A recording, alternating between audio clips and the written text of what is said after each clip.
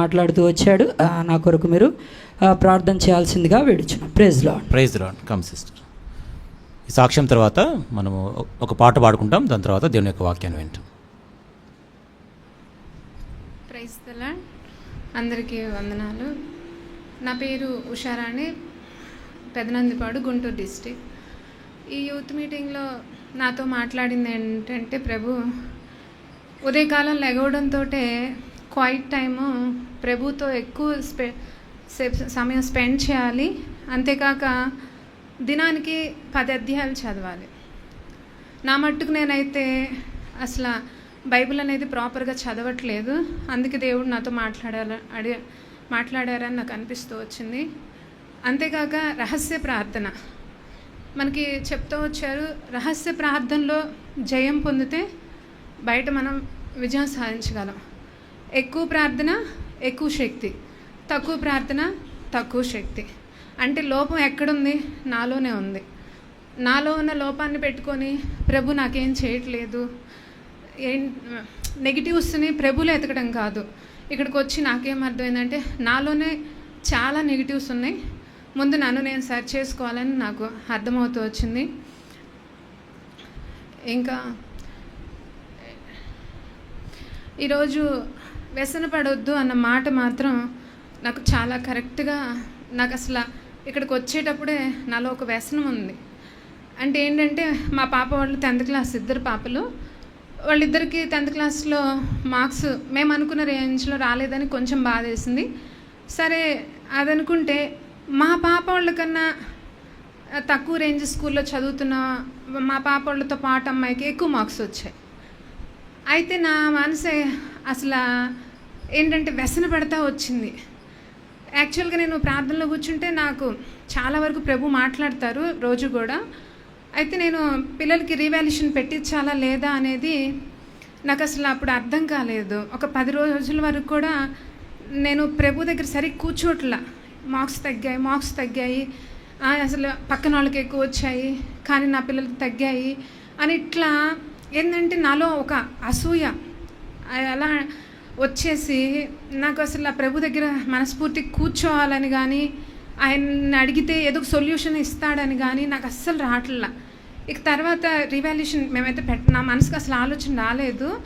ఏం పెరుగుతాయిలే అన్నట్లు అనిపించింది. కానీ తర్వాత నాకు దేవుడు మాట్లాడాడు, నీకు రీవాల్యుయేషన్ పెడితే పెరుగుతాయి అని మాట్లాడాడు. కానీ అది టైం అయిపోతే ఇంక నాకు తర్వాత దేవుడు మాట్లాడినప్పుడు నేను అనుకున్నాను, ప్రభు నాతో ఎందుకు మాట్లాడలేదు ముందు? నేను టైంలో పెట్టేదాన్ని కదా, రీవాల్యుయేషన్ పెట్టేదాన్నిగా. అంటే అప్పుడు మా పాప అంది, అసలు నువ్వు దేవుడి దగ్గర ఎప్పుడు కూర్చున్నావు మమ్మీ? నువ్వేం కూర్చోలేదు, మనుషులతో మాట్లాడతా వచ్చో, పెట్టకూడదా అని అలా ఎప్పుడైతే నా హృదయంలో అసూయ వ్యసన పడుతూ వచ్చానో ప్రభు మాట్లాడలా. నాకు అప్పుడు అర్థమైంది, మన హృదయం వ్యసనాలతో, కుళ్ళు కుతంత్రాలు, ఈర్ష్య ద్వేషాలతో నిండి ఉంటే దేవుడు మనతో అస్సలు మాట్లాడు. అది మాత్రం అర్థమైంది. ఎప్పుడు కూడా వ్యసన పడకూడదు. అది మాత్రం చాలా స్పష్టం. నాకు ఈ 5 రోజుల్లో కరెక్ట్గా జవాబు అక్కడ వచ్చింది. ఇతరులను చూసి కానీ దేన్ని చూసి వ్యసన పడకూడదు. ప్రభు నీకేమిచ్చాడో అది పొందుకొని దానిలో సంతృప్తి పొందాలని, దేవుని మీద పూర్తిగా ఆనుకోవాలని నాకు అది అర్థమైంది. Okay, thank you. Praise the lord. Praise lord. మనం లేచి నిలబడి ఒక పాట పాడుకుంటాం.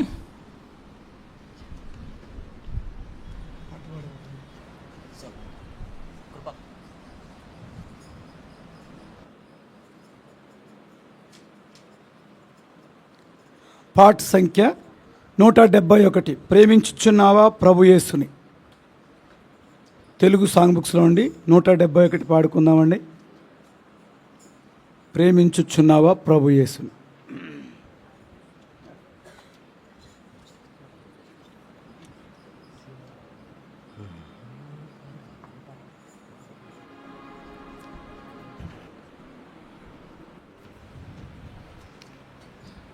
దయచేసి పాట పాడే సమయంలో దయచేసి సాధ్యమైనంత వరకు ముందుకు రండి.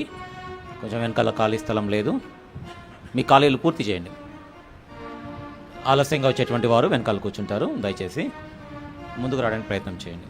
సహోదరుల వైపు మధ్యలో చాలా ఖాళీ స్థలం ఉంది, సహోదరుల వైపు కూడా దయచేసి ముందుకు రండి. ప్రేమించుచున్నావా ప్రభు యేసుని, ప్రేమించుచున్నావ ప్రభు యేసుని, ప్రేమించుచున్నావ ప్రభు యేసుని, ప్రేమించుచున్నావ ప్రభు యేసుని. ప్రేమా స్వరూపి యగు దేవుని, ప్రేమా స్వరూపి యగు దేవుని, శాశ్వత ప్రేమ చూపిన తండ్రిని, శాశ్వత ప్రేమ చూపిన తండ్రిని. ప్రేమించుచున్నావ ప్రభు యేసుని, ప్రేమించుచున్నావ ప్రభు యేసుని, ప్రేమించుచున్నావ ప్రభు యేసుని, ప్రేమించుచున్నావ ప్రభు యేసుని. మనము పాపులమై బలహీనులమై శత్రువులమై ఉండ, మనము పాపులమై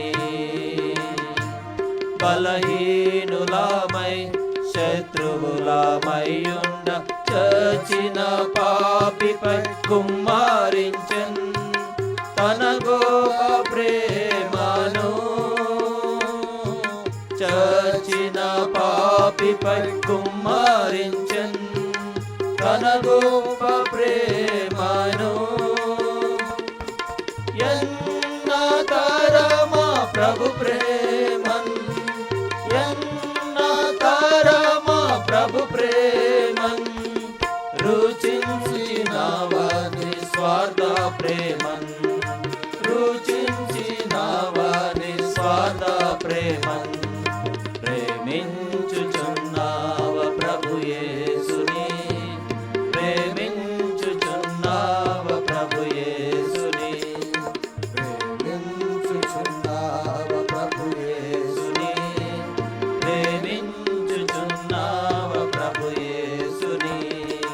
శిక్షకు పాత్రులమై ఉండగా సత్యులు యేసు బదులుగా వచ్చే, శిక్షకు పాత్రులమై ఉండగా సత్యుడు యేసు బదులుగా వచ్చే. అతిహీనుడా కఠిన సిలువపై ప్రేమను రుజువు పరచే, అతిహీనుడుగా కఠిన సిలువపై ప్రేమను రుజువు పరచే. అత్యున్నతమైన ప్రభు ప్రేమన్, అత్యున్నతమైన ప్రభు ప్రేమన్, అనుభవించిన నీవు మరచేదావా, అనుభవించిన నీవు మరచేదావా. ప్రేమించుచున్నావ ప్రభు యేసుని, ప్రేమించుచున్నావ ప్రభు యేసుని, ప్రేమించుచున్నావ ప్రభు యేసుని, ప్రేమించుచున్నావ ప్రభు యేసుని. శిష్యుడైన పేతురు వాలే వ్యసన పడి బహు దూరమై ఉండగా, శిష్యుడైన పేతురు వాలే వ్యసన పడి బహు దూరమై ఉండగా, విడువాని తన ప్రేమ ముమ్మారు వెంబడించుట నేర్పించెన్, విడువాని తన ప్రేమ ముమ్మారు వెంబడించుట నేర్పించెన్. వర్ణింపగలవా ప్రభు ప్రేమన్, వర్ణింపగలవా ప్రభు ప్రేమన్, విశ్వాసించి సాక్షిగా నుండేదావా, విశ్వాసించి సాక్షిగా నుండేదావా. ప్రేమించుచున్నావ ప్రభు యేసుని, ప్రేమించుచున్నావ ప్రభు యేసుని, ప్రేమించుచున్నావ ప్రభు యేసుని, ప్రేమించుచున్నావ ప్రభు యేసుని. ఆయనను దైవాజ్ఞలను పాటించుచు ఆయనను ప్రేమించినచో దైవాజ్ఞలను పాటించుచు ఆత్మలను తెచ్చుచు సంగముగా సమకూర్చుచు పోషించుము ఆత్మలను తెచ్చుచు సంగముగా సమకూర్చుచు పోషించుము ఆత్మ ఫలములను ఫలించి ఆత్మ ఫలములను ఫలించి నిరతము ప్రభుని ప్రేమించుమా నిరతము ప్రభుని ప్రేమించుమా ప్రేమించుచున్నావ ప్రభు యేసుని ప్రేమించుచున్నావ ప్రభు యేసుని ప్రేమించుచున్నావ ప్రభు యేసుని ప్రేమించుచున్నావ ప్రభు యేసుని ప్రేమా స్వరూపి యగు దేవుని ప్రేమా స్వరూపి యగు దేవుని శాశ్వత ప్రేమ చూపిన తండ్రిని శాశ్వత ప్రేమ చూపిన తండ్రిని ప్రేమించుచున్నావ ప్రభు యేసుని ప్రేమించుచున్నావ ప్రభు యేసుని ప్రేమించుచున్నావ ప్రభు యేసుని ప్రేమించుచున్నావ ప్రభు యేసుని మరొక పాట పాడుకుందాం 202 సాంగ్ నెంబర్ మహాదేవుండు పరిశుద్ధులకు తనే ఈ పాటతో అందరూ లేచి పాడుకుందాం లైన్గా చూసుకోవాలి చక్కగా బ్రదర్స్ కూడా చాలా అక్కడక్కడ కూర్చోను సర్కిల్ క్రమం ఎక్కడ ఉంటుంది అక్కడ దేవుడు ఉంటాడు యూత్ క్యాంపులు మనం నేర్చుకున్నా చక్కగా కూర్చోండి దయచేసి వెనకాల ఎక్కడెక్కడ ఉండొద్దు ముందుకు వచ్చేయండి చక్కటి వర్తమానం విందాం సాంగ్ నెంబర్ 202 మొదటి చరణం మాత్రం లేచి పాడుకుందాం తర్వాత కూర్చోవచ్చు ఓకేనా లైన్గా రావాలి సిస్టర్స్ లైన్ ఉండాలి క్రమశిక్షణ ఉండాలి ఎట్టంటే కూర్చోవద్దు స్థలం ఉంది కాబట్టి ఇష్టం వచ్చి కూర్చోవద్దు ఒక క్రమం ఉండాలి ఒక పద్ధతి ఉండాలి సిస్టర్స్ కూడా చూసుకోండి లైన్ చూసుకోండి చక్కగా మహాదేవుండు పరిశుద్ధుడగు తనయుని మహాదేవుండు పరిశుద్ధుడగు తనయుని అర్పించేను నీపై మక్కువతో వందనమర్పించుము అర్పించేను నీపై మక్కువతో వందనమర్పించుము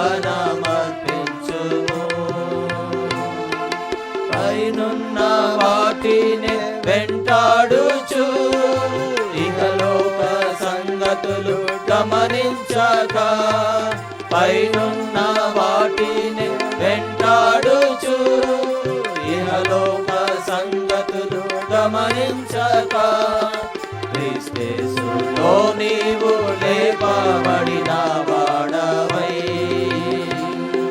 క్రీస్తేసులో నీవు లేపబడిన వాడవై పైనున్న వాటిని వెదకుచు వందనమర్పించుము పైనున్న వాటిని వెదకుచు వందనమర్పించుము కూర్చోండి దేవుండు పరిశుద్ధుడగు తనయుని మహాదేవుండు పరిశుద్ధుడగు తనయుని నీ జీవము క్రీస్తుతో కూడాను దేవునిలో దాచబడి ఉన్నది నీ జీవము క్రీస్తుతో కూడాను దేవునిలో దాచబడి ఉన్నది క్రీస్తేసుతో నీవు లేపబడిన వాడవై క్రీస్తేసుతో నీవు లేపబడిన వాడవై పైనున్న వాటినే వెదకుచు వందనమర్పించుము. పైనున్న వాటినే వెదకుచు వందనమర్పించుము. మహాదేవుండు పరిశుద్ధుడగు తనయుని, మహాదేవుండు పరిశుద్ధుడగు తనయుని, లోకాన నరభేదము పాటింపక పరలోక దేవుని సేవించుము. లోకాన నరభేదము పాటింపక పరలోక దేవుని సేవించుము. క్రీస్తేసులో నీవు లేపబడిన వాడవై, క్రీస్తేసులో నీవు లేపబడిన వాడవై, పైనున్న వాటినే వెదకుచు వందనమర్పించుము. పైనున్న వాటినే వెదకుచు వందనమర్పించుము. మహాదేవుండు పరిశుద్ధుడగు తనయుని,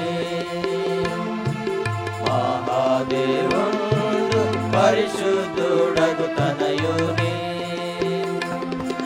సంగీతనాదముతో ప్రభు క్రీస్తుకు హల్లెలూయా స్తుతులర్పించుము.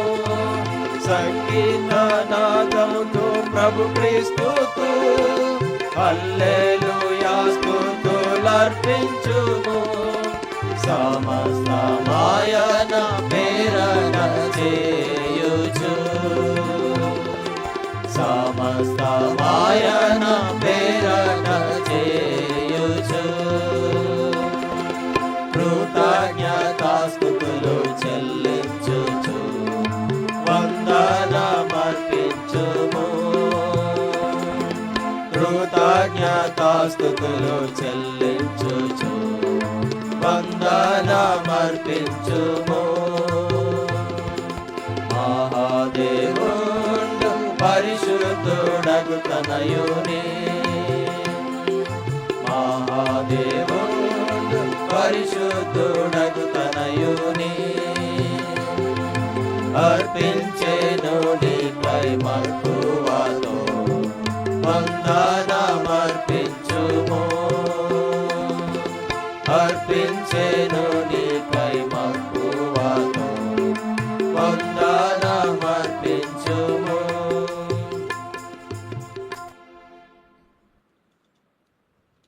దేవుని వర్తమానం విందాం అన్న వచ్చారు. స్వార్థ కొడుకు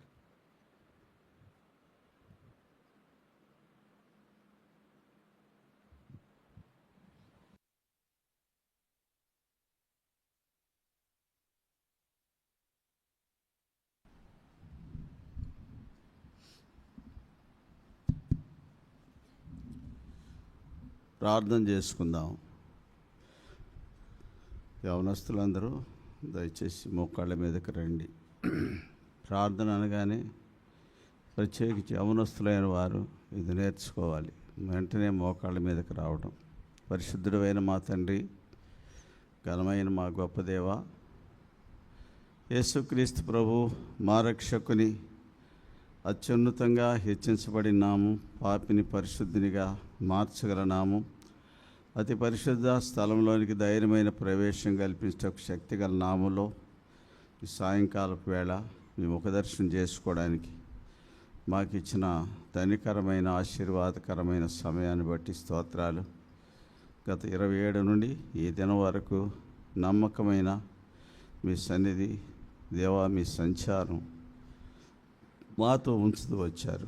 మమ్మల్ని బలపరుస్తూ వచ్చారు, మమ్మల్ని నడిపిస్తూ వచ్చారు, పచ్చిక పట్టలు మేపుతూ వచ్చారు, శాంతికరమైన జలాలు తాగిస్తూ వచ్చారు, ప్రాణాలను శాదీరుస్తూ వచ్చారు. యవన బిడ్డలను ప్రత్యేకించి నూతనమైన రీతిగా దర్శిస్తూ వచ్చారు. అందుకొరకై స్తోత్రాలు. ఘనమైన దేవుడు, గొప్ప కార్యాలు చేసేవాడు, ఆశ్చర్య అద్భుతాలు జరిగించేవాడు అని మిమ్మల్ని పూజిస్తూ కొనియాడుతున్నాం. సాయంకాలం అనేక సమీప దూర ప్రాంతాల నుంచి ప్రభు వచ్చిన వారి మార్గాలు ఉన్నారు. వారి గమ్యాలకి, వారి గృహాలకు క్షేమభద్రంగా తీసుకుని వెళ్ళము. ప్రతి గండాల నుండి తప్పించము. ఈ సమయంలో ప్రియ ప్రభువా, ప్రత్యేకించి ఈ సాయంకాలం మీ సన్నిధిలోకి వస్తూ ఉన్నాం. ఓ దేవా, మిగిలిన భాగాన్ని మాకేమన్నా మిగిలించుంటే దాన్ని మేము సమకూర్చుకోవడానికి దయ చూపించము, కనికరించము. నీ వాక్కును విడుదల చేయము. బలహీనుడిని, బుద్ధిహీనుడిని, ఎన్నో కొదవలు అవలక్షణాలు కలిగిన వాడిని భరిస్తున్నారు, ఓర్చుకుంటున్నారు, సహిస్తున్నారు. మీ ప్రేమ కొరకు వందనాలు. ఈ సాయంకాలం యవన బిడ్డలకు వారికి ఏది ఇస్తే వారు మేలు పొందుతారో, దేని ద్వారా వాళ్ళు తృప్తిపరచబడతారో దాన్నే మీరు మాకు దయచేయము. అట్లు నన్ను మమ్మను మీ చేతులకు అప్పచెప్పుకుంటున్నాం. మీ సంచారం మా మధ్యలో ఉంచము. మీ వాక్కును మీ సింహాసనం నుండి విడుదల చేయము. మీ వాక్కు మా మధ్యలో విడుదల చేయబడుచుండగా యెహోవా మీ దాసుడు ఆలకించున్నాడు. ఆజ్ఞమైన అనుభవం గల ప్రజలుగా నన్ను మమ్మను సిద్ధపరచము. మీ సంచారాన్ని కోరుకుంటున్నాం. నీ వాక్కును కోరుకుంటున్నాం. నీ వాక్యం తప్ప మాకేది అక్కర్లేదు. కనుక ప్రియ ప్రభువా, నీ వాక్కును మాత్రమే మాకు విడుదల చేసి స్వచ్ఛమైన వాక్యం, శ్రేష్టమైన వాక్యాన్ని మాకు అందించము. దాని ద్వారా నీ బిడ్డలు, యవన బిడ్డలు, మేమందరం కూడా తిని తృప్తి పొందినట్లుగా దయ చూపించమని వందనాలు, స్తోత్రాలు చెల్లించుకుంటాం. నిర్గమకాండం 4:12, ఇర్మియా 1:9, 81, కీర్తన 10, లూకా 24:45, ఏహెచ్కేలు 2:1 జ్ఞాపకం చేసుకుంటూ, దేవా, ఇర్మియా 23:29, నా మాట అగ్ని వంటిది కాదా, అది బండను బద్దలు చేసి సుత్తె వంటిది కాదా అని సెలవిచ్చారు. ప్రభు, అగ్ని వంటి మాటలు, నీ మాటలు మీరు విడుదల చేస్తున్నప్పుడు మాలోని మస్టును దేవాది కాల్చివేయను గాక. సుత్తి వంటి మాటలు మా మెడవంచని తనాన్ని, మా హృదయ కాఠిన్యాన్ని అది సరిచేయబడును గాక. శుద్ధి చేయబడి సరిచేయబడిన వారు కానీ సన్నిధిలో మమ్మల్ని మేము కనపరుచుకుందాం గాక. దయ చూపించమని ఘనత, మహిమ, స్తుతి, ప్రభావాలు మీకు ఆరోపిస్తూ మేము హెచ్చించి మా తగ్గించుకుంటూ మా రక్షకుడే నామములో ప్రార్థించి వేడుకుంటున్నాం తండ్రి. ఆమేన్.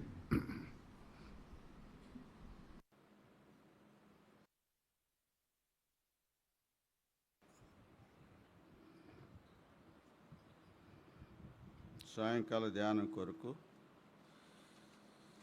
ఈ యొక్క యూత్ క్యాంప్ థీమ్ వర్స్ని మరొకసారి చదువుకుందాం.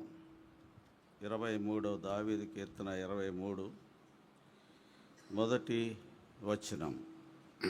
Psalm 23 verse 1. అందరం కలిసి చదువుదాం. గట్టిగా చదవండి. యెహోవా నా కాపరి, నాకు లేమి కలుగదు. మళ్ళీ చదువుదాం. యెహోవా నా కాపరి, నాకు లేమి కలుగదు. బహుశా ఇది దావీదు యొక్క స్వాగతం.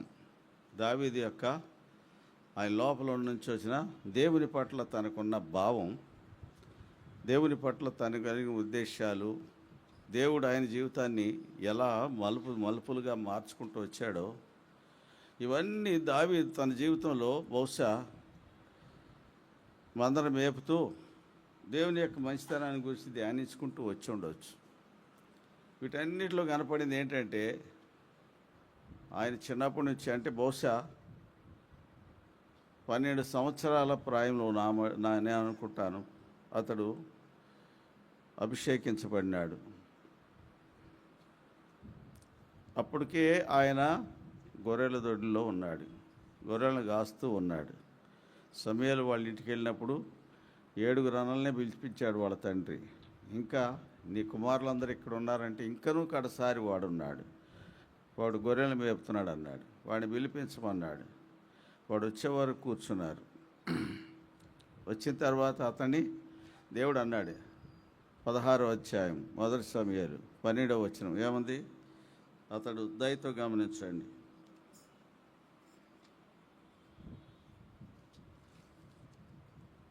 మొదటి సమూయేలు 16:12.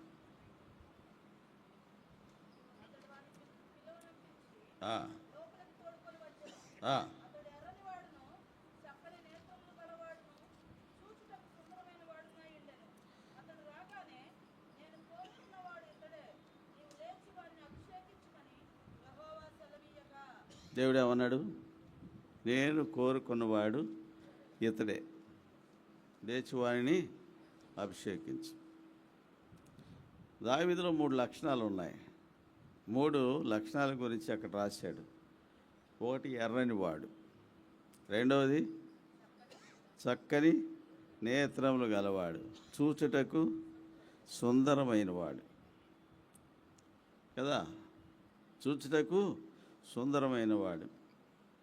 చక్కని వాడు అంటే ఎర్రని వాడు, గొర్రెలు కాసుకునేవాడు. అంటే హీబ్రూస్ అంటే ఇశ్రాయేల్ సాధారణంగా అందగాళ్ళే, వస్తుత వాళ్ళు సుందరమైన వాళ్ళే. కానీ గొర్రెలు కాసుకునే వాళ్ళు ఎండకి ఎండుతాడు, వానకు దడుస్తాడు. మీరు ఎప్పుడైనా వ్యవసాయదారులను చూసారా? వాళ్ళు మంచి కలర్ కాంప్లెక్షన్ బాగానే ఉంటుంది, కానీ ఎండకెండి వానకు దడిస్తే ఎట్లుంటారు వాళ్ళు? నల్లగా శరీరం కమిలిపోయి ఉంటుంది. అవునే కదా? మరి లేత ప్రాయం గల చిన్నవాడు 12 సంవత్సరాల ప్రాయంలో ఉన్నాడు. అలాంటి వాడిని మరి పిలిపించాడు దేవుడు. సమూయేలు పిలిపించినప్పుడు అతడు లోపలికి రాగానే అతను చూస్తే అతని కాంప్లెక్షన్ గురించి ఏం రాశాడు అంటే ఎర్రని వాడు. అంటే దావీదు స్కిన్ ఏమవుతుంది? గ్లో ఉంది. దావీదు స్కిన్లో ఎండకెండినా వానకు దడిచినా పశువుల కాపర్లకు ఏం వసతులు ఏమి ఉండవండి. అతడు వర్షం వస్తే ఏ చెట్టు నీడ చెట్టు కింద కూర్చుంటాడు. ఎండేస్తే నీడ కిందకి, నీడను కూడా చెట్లనే ఆశ్రయిస్తాడు తప్ప వాళ్ళు షెడ్లు వేసుకుని షెడ్లో కూర్చునే బాపత కాదు. ఎందుకంటే పశువుల కాపర్లు ఒక చోట స్టేబుల్గా ఉండరు. అలాంటిది దావీదు ఎర్రని వాడంటే, మోషే సినాయి పర్వతం మీద 40 దినాలు ఉన్నాడు. 40 దినాలు ఉన్నప్పుడు అతను కొండ దిగి వచ్చిన తర్వాత మోషే ముఖ చర్మము ఏమైంది? ప్రకాశించింది. అంటే ముఖ చర్మం ప్రకాశించిందంటే స్కిన్లో ఏమొచ్చింది? గ్లో వచ్చింది. అంటే ఆయన సినాయి పర్వతం 40 పగళ్ళు 40 రాత్రులు దేవునితో ఉన్నాడు. కానీ అతడు ఆహారం తీసుకోలేదు, నీళ్లు తాగలేదు. కానీ దిగి వచ్చినప్పుడు అతని ముఖ చర్మం ప్రకాశించినట్లుగా కనపడుతుంది. ఇదే సిమిలర్ ఎక్స్పీరియన్స్ దావీదు విషయంలో తీసుకుంటే, దావీదు కూడా ఎట్లున్నాడంట? ఎర్రని వాడు అని రాయబడి ఉంది. అంటే దావీదు కూడా ప్రతి సందర్భంలో ప్రతినిత్యము దేవుని సన్నిధిని వెతుకుతూ ఉండేవాడు. ఎప్పుడు ఎక్కువ సమయం దొరికినప్పుడల్లా దేవునితో గడుపుతూ ఉండేవాడు దావీదు. దావీదు కాలంలో వాస్తవంగా దేవుని మందిరం లేదు ఇశ్రాయేల్లో. ప్రత్యక్ష గుడారాన్ని ధ్వంసం చేశారు ఫిలిష్తీయులు వచ్చి, సమూయేలు చిన్నవాడిగా ఉన్నప్పుడే. కాబట్టి దావీదు కాలంలో దేవుని ఇంట్లో గడపాలనే దానికి మక్కువ ఎక్కువ. ఆ కారణాన్ని బట్టి దేవుని ఎక్కడ పడితే అక్కడ ఎత్తుక్కునేవాడు దావీదు, ఎక్కడ పడితే అక్కడ దేవునితో గడుపుతూ ఉండేవాడు దావీదు. అది 23వ కీర్తన 6వ వచనంలో ఏమన్నాడు? నా బ్రతుకు దినమున నీవు కృపాక్షేమములే నా వెంట వచ్చును, చిరకాలము నేను ఎక్కడ? యెహోవా మందిరంలో. మందిరమే లేదు ఆయనకి, మందిరమే లేదు కానీ, గుడారమే లేదు కానీ ఏమంటాడు ఆయన? చిరకాలం నేను ఎక్కడుంటాను? యెహోవా మందిరంలో నేను నివాసం చేస్తాను. కాబట్టి దావీదుకి ఎంతసేపు దొరికిన సమయం అంతా దేవుని సన్నిధిలో గడపటం నేర్చుకున్నాడు. That makes his skin glow. ఆయన ముఖ చర్మం ప్రకాశించి, ఆయన ఎర్రని వాడంటే ఆ కలర్ఫుల్ అంటే వాస్తవంగా వస్తుత వాళ్ళు చర్మం తెల్లని చర్మం కలిగిన వాళ్ళే. కానీ ఇప్పుడు ఆయన అపీరెన్స్లో ఏముంది అంటే ఓ స్పెషల్ గ్లో ఉంది. అది ఎక్కడి నుంచి వచ్చిందంటే దేవుని సన్నిధిని గడపటాన్ని బట్టి. సో దేవుని సన్నిధిని ఎవరైతే ఉంటారో, ఎవరు గడుపుతారో వారు ప్రత్యేకంగా ఉంటారు. అంటే దేవుని సన్నిధిలోకి ఎవరు రాగలరు? యెహోవా 15వ కీర్తన, యెహోవా పర్వతమునకు ఎక్కదగిన వాడేవాడు, ఆయన పరిశుద్ధ స్థలంలో నిలవదగిన వాడేవాడు అని 11 లక్షణాలు వర్చ్యూస్ రాశాడు. ఆ 11 లక్షణాలు లేనివాడే దేవుని యొక్క గుడారంలో నివసించడానికి అర్హుడని కీర్తనాకారుడు దావీదే రాశాడు. అది అంటే ఈ 11 లక్షణాలు కూడా దావీదులో లేవు. కాబట్టి ఈ లోకంలో ఉన్న విషయాలన్నీ వ్యర్థమైన విషయాలు ఏది కూడా దావీదులో లేదు. అందుకే అతడు లోకం అంటే అతనిలో లోకం లేదు, కేవలం ఆత్మ సంబంధమైన విషయాలే ఉన్నాయి. ఆ కారణాన్ని బట్టే దావీదు ఆత్మ సంబంధాన్ని చెప్పక తప్పదు. రెండవది ఇంకేటేముంది? చక్కని నేత్రాలు. అతని నేత్రములు నదీ తీరమందున్న గోవ్వల వలె ఉన్నవి. ఎవరి గురించి రాయబడింది ఇది? యేసుప్రభు వారిని గురించిన వర్ణన. అది షూలమితి చెప్తుంది. పరమగీతం 5వ అధ్యాయము 11వ వచనం, 12వ వచనం ఉంటాను. పరమగీతం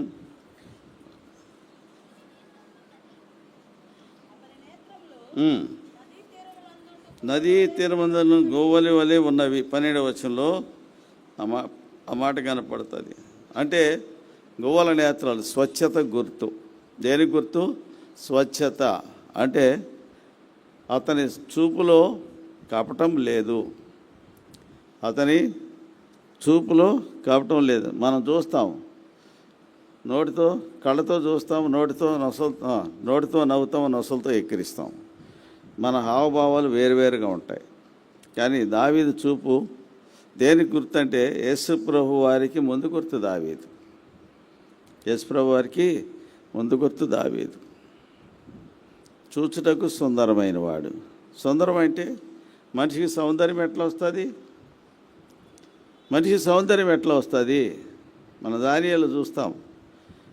దానియేలు 10 దినాలు రాజు భోజనం రాజు పానం చేసి ద్రాక్షారసం పుచ్చుకొని తను అపవిత్రపరచుకొనకూడదని దానియేలు తన హృదయంలో ఉద్దేశించని 1వ అధ్యాయం 8వ వచనంలో ఉంది. 10 దినాలు పరీక్షించమన్నారు. 15వ వచనంలో ఉంది, 10 దినములు అయిన తర్వాత వారి ముఖంలో సౌందర్యంగాను కళగాను కనబడగా. అంటే సౌందర్యం ఎట్లా వచ్చింది, ముఖాల్లో కళ ఎట్లా వచ్చింది అంటే పాపం అనేది వారి శరీరంలో లేదు కనుకనే. యేసు ప్రభువులో ఉన్న 3 లక్షణాలు దావీదులో ఉన్నాయి. మొదటిది ఏంటి? యేసు ప్రభువులో మొదటి లక్షణం ఏంటి? In him no sin. ఆయన యందు పాపమేమీ లేదు. 1 యోహాను 3:5. రెండవ సుగుణం ఏంటంటే ఆయన పాపము చేయలేదు. 1 పేతురు 2:22 పేతురు రాశాడు. మూడవది పౌలు రాశాడు 2 కొరింథీ 5:21లో, మనం ఆయన యందు దేవుని నీతి అగునట్లు పాపం ఎరగని ఆయన. యేసు పాపము ఎరగనివాడు, యేసు పాపము లేనివాడు, యేసు పాపము చేయనివాడు. పాపలోకంలో ఉన్నాడు కానీ పాపం ఆయనకు అంటలేదు, పాపం ఆయనలో లేదు. పాపము ఆయన ఎరగడు. ఇది యేసు ప్రభు వారిలో ఉన్న సుగుణం. ఈ సుగుణాలు దావీదులో కనపడతాయి మనకి. ఈ సుగుణాలు ఎవరిలో కనపడుతున్నాయి? దావీదులో కనపడుతున్నాయి. అందుకే ఆ 3 లక్షణాలు రాసినాడు పరిశుద్ధాత్మ దేవుడు, రాయించాడు సమయాలతో. అతడు ఎర్రనివాడు, చక్కని నేత్రములు గలవాడు, చూచుటకు సుందరమైనవాడు. నేను కోరుకున్నవాడు ఇతడే, లేచి వారిని అభిషేకించమన్నాడు దేవుడు. దేవుని చేత కోరుకోబడిన వ్యక్తి దావీదు. దేవుని యొక్క ఎంపికలో ఉన్నవాడు దావీదు. అప్పటికే అతను 3 అన్నలు ఆర్మీలో ఉన్నారు, సౌలుతో యుద్ధం చేస్తున్నారు. సౌలు ఆర్మీలో ఉన్నారు, కానీ దేవుడు వాళ్ళని కోరుకోలే. ఎవరిని కోరుకున్నాడు? ఎప్పుడైతే సౌలు పాలైనాడో, సౌలు ఎప్పుడైతే 15వ అధ్యాయంలో అమాలేకీయుల్ని శిక్షించి అమాలేకులు నిర్మూలన చేసిరామని సౌలు పంపిస్తే దేవుడు అమాలేకులు చంపకుండా వేసాడు. రాజు అయిన అగగును మాత్రం పట్టుకొచ్చాడు, శత్రుశేషాన్ని ఉంచి వచ్చినాడు కదా. కాబట్టి తద్వారా దేవుని యొక్క చిత్తాన్ని, దేవుని యొక్క పరిపూర్ణ ఉద్దేశాన్ని రాజైన సౌలు నెరవేర్చలేదు. కాబట్టి దేవుడు ఏం చేశాట? సంతాపడినాడు. సౌలును రాజుగా చేసినందుకు ఆయన సంతాపడినాడట. సో కాబట్టి సౌలుకు ప్రత్యామ్నాయంగా దేవుడు ఇంకొక వ్యక్తిని వెతుక్కున్నాడు. ఎవరైనా అంటే ఆయనే దావీదు తన అన్నలతో కుటుంబంలో చిన్నప్పటి నుంచి తిరస్కారం పొందినవాడు. చిన్నప్పటి నుంచి అన్నల చేత తిరస్కరించబడినవాడు. తిరస్కరించబడటమే కాకుండా అతన్ని వాళ్ళు త్రోసివేసి వాళ్ళ తమ్ముడుగా ఒప్పుకోలేదు. వాళ్ళు చాలా చిన్న వయసు నుంటే ఊహ వచ్చినప్పటి నుంచే అతడు తృణీకరించబడ్డాడు, తిరస్కరించబడ్డాడు. కాబట్టి అతని సహోదరులు కోపగించి చేశారు, అతన్ని పశువుల కాపరిగా, గొర్రెల కాపరిగా పంపించారు. ఇక అతను చదువు సంధ్య లేదు, ఏమున్నాయి అప్పుడు బహుశా ఈ వయసు అంతా, చిన్న వయసు అంతా కూడా అవమానాలు, దూషణలు, ఇలాంటి పరిస్థితుల్లోంచి వెళ్ళాడు దావీదు. తర్వాత ఈ పరిస్థితులు అందరూ నిరాకరించారు, అందరూ అతను తృణీకరించారు. కాబట్టి అలాంటి పరిస్థితిలో దావీదు ఏమి నేర్చుకున్నాడంటే దేవుని ఆశ్రయించడం నేర్చుకున్నాడు. అందుకే 46వ కీర్తన మొదటి వచనంలో ఒక మాట అంటాడు, చూద్దామా? Psalm 40.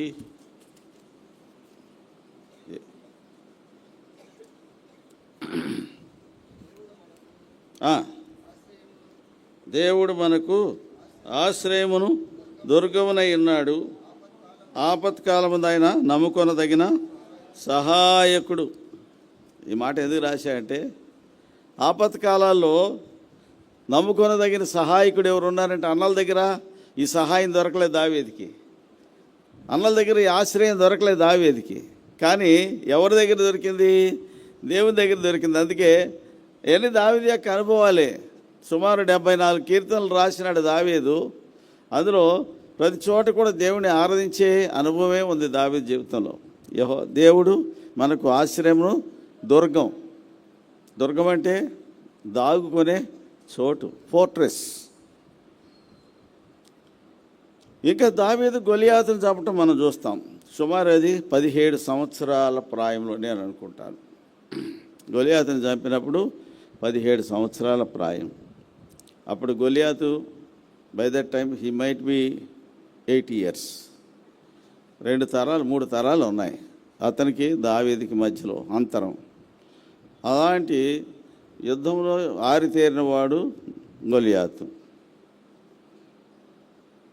అలాంటి వాడిని ఎదుర్కోవాలంటే ఒక చిన్న యవనస్తుడైన పిల్లోడు, నూనె మీసాలు, అప్పుడప్పుడే గడ్డ మీసాలు వస్తున్నాయి, వాడికి అంత టెండర్ ఏజ్లో ఓ బలమైన శత్రువుని ఎదుర్కొనగలిగిన దమ్ము ఉందంటారా? ఉంది. ఎక్కడి నుంచి వచ్చింది ఇది? అనుభవాలు నేర్పిన పాఠాలు. 40 దినాలు గొలియాతు ఇశ్రాయేల్ సమాజాన్ని చిన్నపుస్తున్నాడు. రండి ఒకటి పంపండి, మీరు యుద్ధం చేస్తే ఒక్కడు చాలు, నాతో యుద్ధం చేసి వాడు ఓడిపోతే మీరు మాకు దాసులు కావాలి, మేము ఓడిపోతే మేము దాసులు అవుతాం. సవాల్ చేస్తున్నాడు. 40 దినాల నుండి ఒక్కడు కూడా వెళ్ళలే, వాడి సవాల్ను స్వీకరించలే, ఒక్కడు కూడా ముందుకు రాలే. ఈవెన్ సౌలు కూడా, రాజైన సౌలు కూడా చేతులు ముడుచు కూర్చున్నాడు. అప్పుడు దేవుడు ఒక ఆల్టర్నేట్ అరేంజ్మెంట్, సెల్ఫ్ అరేంజ్మెంట్ తను చేసుకున్నాడు. కాబట్టి ఏం చేశాడు దేవుడు? వాళ్ళ తండ్రి మనసులో ఒక ఆలోచన పుట్టించాడు. 17వ అధ్యాయం, మొదటి సమూయేలు 17వ అధ్యాయం 17వ వచనం. దావీదును పిలిచి, వేయించిన ఈ గోధుమల్లో ఒక తూమెడు తీసుకొని దండిలో ఉన్న నీ సహోదరుల యొద్దకు త్వరగా పొమ్ము, తీసుకొని పోయి వారి సహస్రాధిపతికి ఇమ్ము.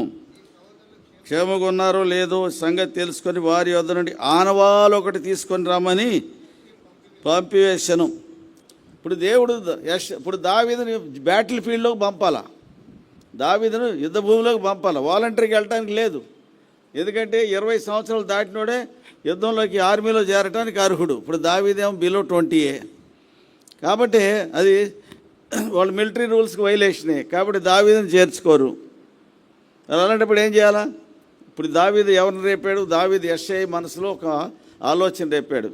దావీదుని బిలవనంపించాడు. బిలవనంపించి ఏమిచ్చాడు వాళ్ళకి? వాళ్ళ వేయించిన గోధుమలు ఒక తూమెడు అంటే 10 మందికి సరిపడిన ఆహారం. 10 ఓమెర్లు ఒక తూమెడు అంటారు. 10 మందికి సరిపడిన ఆహారము. తర్వాత 10 రొట్టెలు తీసుకొని దండులో ఉన్న నీ సహోదరులు త్వరగా పోము. వాళ్ళ సహస్రాధిపతి అంటే 1000 మంది మీద ఉన్న అధిపతి. ఆ 1000 మంది మీద ఉన్న అధిపతి కింద ఉన్నారు వీళ్ళు. ఎవరు? వాళ్ళ అన్నలు. పోయి వాళ్ళ సహస్రాధిపతికి ఇచ్చి నీ సహోదరులు క్షేమంగా ఉన్నారో లేదో కనుక్కో, తెలుసుకొని వారి దగ్గర చేయం తీసుకురమ్మన్నాడు, ఆనవాళ్ళు ఒకటి తెమ్మన్నాడు. అంటే వీడు చిన్నోడు కదా, శుభ్రంగా ఈ దారిలో దీని పారేసి నేను వెళ్ళాను, చూశాను, యుద్ధం జరుగుతుంది, బాగా జరుగుతుందని చెప్పేసి ఇంటికి వచ్చి ఫాల్స్ రిపోర్ట్ తెస్తాడేమోనని ఆనవాళ్ళు తెమ్మన్నాడు వాళ్ళ ఆయన. దావీదు ఎలాంటి ఆనవాళ్ళు తెచ్చాడో చూడవచ్చు మనం. అది కూడా యేసుప్రభు వారికి ముందు గుర్తే. దావీదు యుద్ధభూమికి వెళ్ళాడు. యుద్ధభూమికి వెళ్ళేసరికి ఏం జరుగుతుంది అక్కడ? వాళ్ళు వీళ్ళు యుద్ధం చేసేవాళ్ళకి జయము జయమును అరుచుకుంటూ లోయలోకి వచ్చి యుద్ధం చేసేవాళ్ళకి అరుచుకుంటూ వస్తున్నారు. ఆ గొల్లియాతు నిలబడగానే వాడిని చూడగానే పారిపోయినారు కదా. వాడు సవాల్ చేస్తున్నాడు. ఆ సవాలు విన్నాడు ఎవరు? ఇవాళ ఇశ్రాయేలు దేవుడైన యెహోవాని నేను తృణీకరిస్తున్నాను అన్నాడు. ఎవరు? గొలియాతు. ఆ మాట వినగానే దావీదుకు రక్తం సలసలాగాగింది. ఎందుకు? తన దేవుణ్ణి విమర్శిస్తున్నాడు ఒకడు. తన దేవుని యొక్క బలాన్ని క్రిటిసైజ్ చేస్తున్నాడు. ఇశ్రాయేల్ సైన్యమును తిరస్కరిస్తున్నాడు. సైన్యాధిపతి ఎవరు? ఇశ్రాయేల్ సైన్యాధిపతి అని ఎవరికి పేరు? యెహోవా దేవునికే పేరు. కాబట్టి దేవుడే తృణీకరించాడు. అందుకే దావీదుకి ఆ తీవ్రమైన ఏమొచ్చింది? రోషం వచ్చింది. వచ్చి ఏమంటాడు? చూడండి ఆ మాట 26వ వచనం. దావీదు, జీవము గల దేవుని సైన్యమును తిరస్కరించుటకు ఈ సున్నతి లేని ఫిలిష్తీయుడు యాంతటోడు. ఎంత రోషం ఉండాలి! ఈ రోషం రాజుకు కానీ ఎవరికన్నా 10 మంది అన్నల్లో, వాళ్ళ అన్నలు 3 ఉన్నారు కదా, వాళ్ళు ఒక్కడికన్నా లేదు ఈ రోషం. శుభ్రంగా బాగా తిన్నారు, బాగా 3 పూటలు తింటున్నారు. ఫుడ్ తింటారు. పొద్దున్న బ్రేక్ఫాస్ట్, మధ్యాహ్నం లంచ్, రాత్రి డిన్నరు, అన్ని పుష్టిగా. మిలిటరీ వాళ్ళకి మీరు ఎప్పుడైనా చూసారో లేదు, యుద్ధ భూమిలో ఉన్నవాడికి మన దగ్గర అయితే వాళ్ళకి ఏం దొరకవు. ఎండిపోయిన రొట్టెలు ఏం చేసి తీసుకుని పొట్లం కట్టుకుని ఎక్కడైనా బాటిల్ వాటర్ పెట్టుకుంటారు. ఎక్కడ ఆకలిస్తే అక్కడ 2 రొట్టె తింటారు. ఆ పూట కడుపు నింపుకుంటారు. కానీ యుద్ధ భూమిలో ఇప్పుడు యుద్ధం జరుగుతుంది కాబట్టి పొద్దున మధ్యాహ్నం అన్నీ ఫుల్గా తింటున్నారు. కానీ ఒక్కడు కూడా ఆ శత్రువు మీదకి వెళ్ళాలని ఆలోచన లేనే లేదు. అలాంటి పరిస్థితిలో దావీదు వచ్చాడు అక్కడికి. ఈ దావీదుకి ఉన్న అలవాటు ఏంటంటే ప్రతి చిన్న విషయానికి దేవుణ్ణి ఆశ్రయించటం. దేవుణ్ణి ఆశ్రయించడం దావీదు నేర్చుకున్నాడు. ఎప్పటి నుంచి? చిన్నప్పటి నుంచే. అందుకే ఈ మాట రాశాడు, యెహోవా నా కాపరి. కాపరి అంటే కాపాడేవాడు, కాసేవాడు. కాపరి అంటే ప్రాణం పెట్టేవాడు. కాపరి అంటే జాగ్రత్త చూసుకునేవాడు. వానికి ఫుడ్ పెట్టేవాడు. కాపరి అంటే గొర్రెల కాపర్లు ఏం చేస్తారు? ఎక్కడ మేత దొరుకుతుందో వెతుక్కుంటారు. మందంతా అక్కడ తీసుకుపోతారు, అక్కడ మేపుతారు. ఒకవేళ చుట్టుపక్కల నుంచి ఏమైనా క్రూర జంతువులు వస్తే వాటిని ప్రాణాలు తెగించి వాటి మీద పడతారు. వాటి బారి నుంచి మందను కాపాడుకుంటారు. అంటే కాపరి అనే వాడికి ఎన్నో విషయాలు కావాలి, తెగింపు ఉండాలి.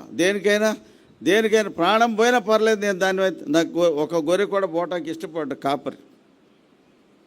నిజమైన అందుకే యేసుప్రభు చెప్పాడు, నేను గొర్రెలకు మంచి కాపరిని. మంచి గొర్రెల కాపరి తన గొర్రెల కొరకు ఎవరి ప్రాణం?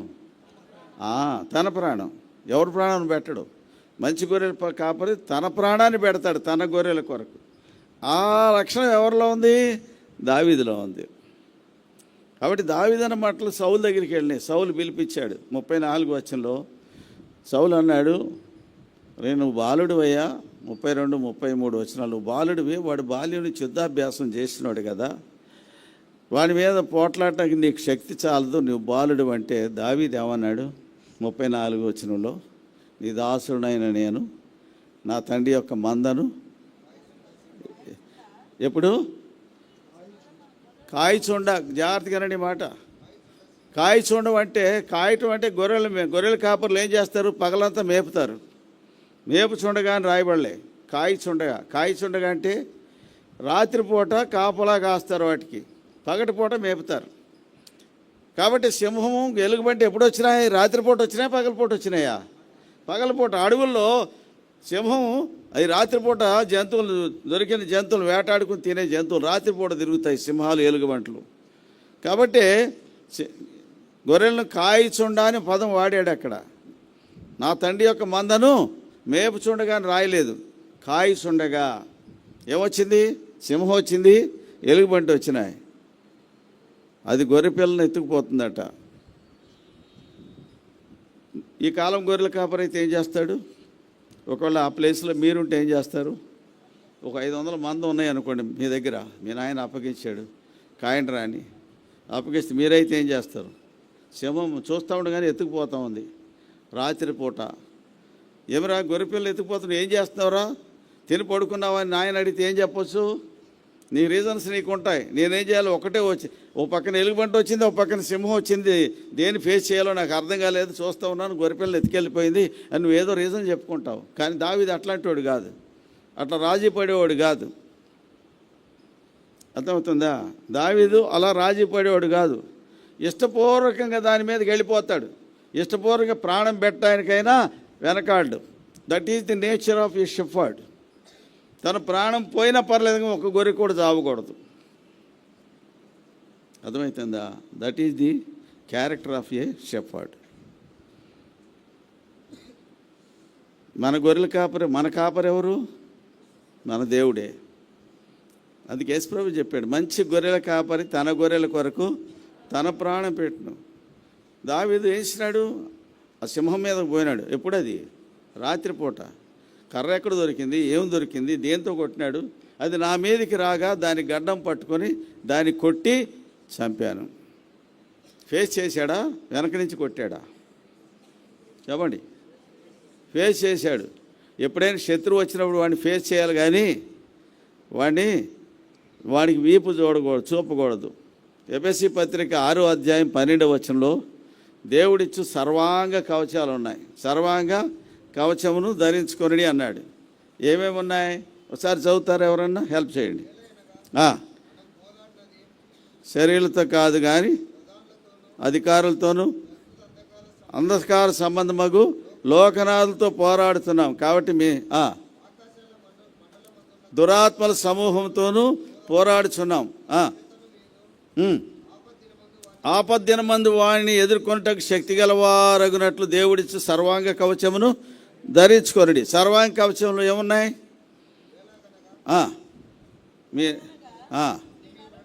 నడుముకు సత్యమను దట్టి అన్నాడు. తర్వాత నీతి అని మైమరుపు అంటే బ్రెస్ట్ ప్లేట్. తర్వాత పాదములకు సమాధాన సువార్త వలన సిద్ధ మనస్సును జోళ్ళు. తర్వాత డాలు పట్టుకొనిడి శత్రు యొక్క అగ్నిబాణాల్ని ఆర్పుడకు శక్తి గలవారు అవుతారు. ఇంకేమన్నాడు? రక్షణ శిరస్త్రాణం, ఇంకా ఆత్మ ఖడ్గం ధరించుకొనిడి. ఎన్ని ఆర్మర్స్ ఉన్నాయి? ఒక చేతిలో విశ్వాసమైన డాల్ ఉంది, ఒక చేతిలో ఖడ్గం ఉంది, నడుముకి ఏముంది? బ్రెస్ట్ ప్లేట్ ఉంది, శిరస్కి ఏముంది? హెల్మెట్ ఆఫ్ సాల్వేషన్ ఉంది, పాదాలకి ఏమున్నాయి? సమాధాన సువార్త వలనైనా సిద్ధ మనస్సును జోడు ఉంది. ఇవన్నీ ధరించుకోమన్నాడు. అన్నిటికీ ఆర్మర్స్ ఉన్నాయా లేవా? కానీ ఒక భాగమే కవర్ కాలే. ఏదది చెప్పరే?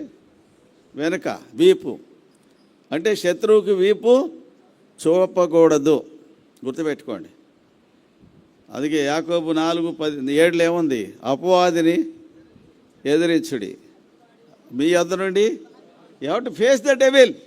శత్రువుని ఎదుర్కోవాల్సిందే, కానీ శత్రువుకు వీపు చూపకూడదు. వీపు చూపితేవో వాడి దగ్గర ఏమున్నాయట?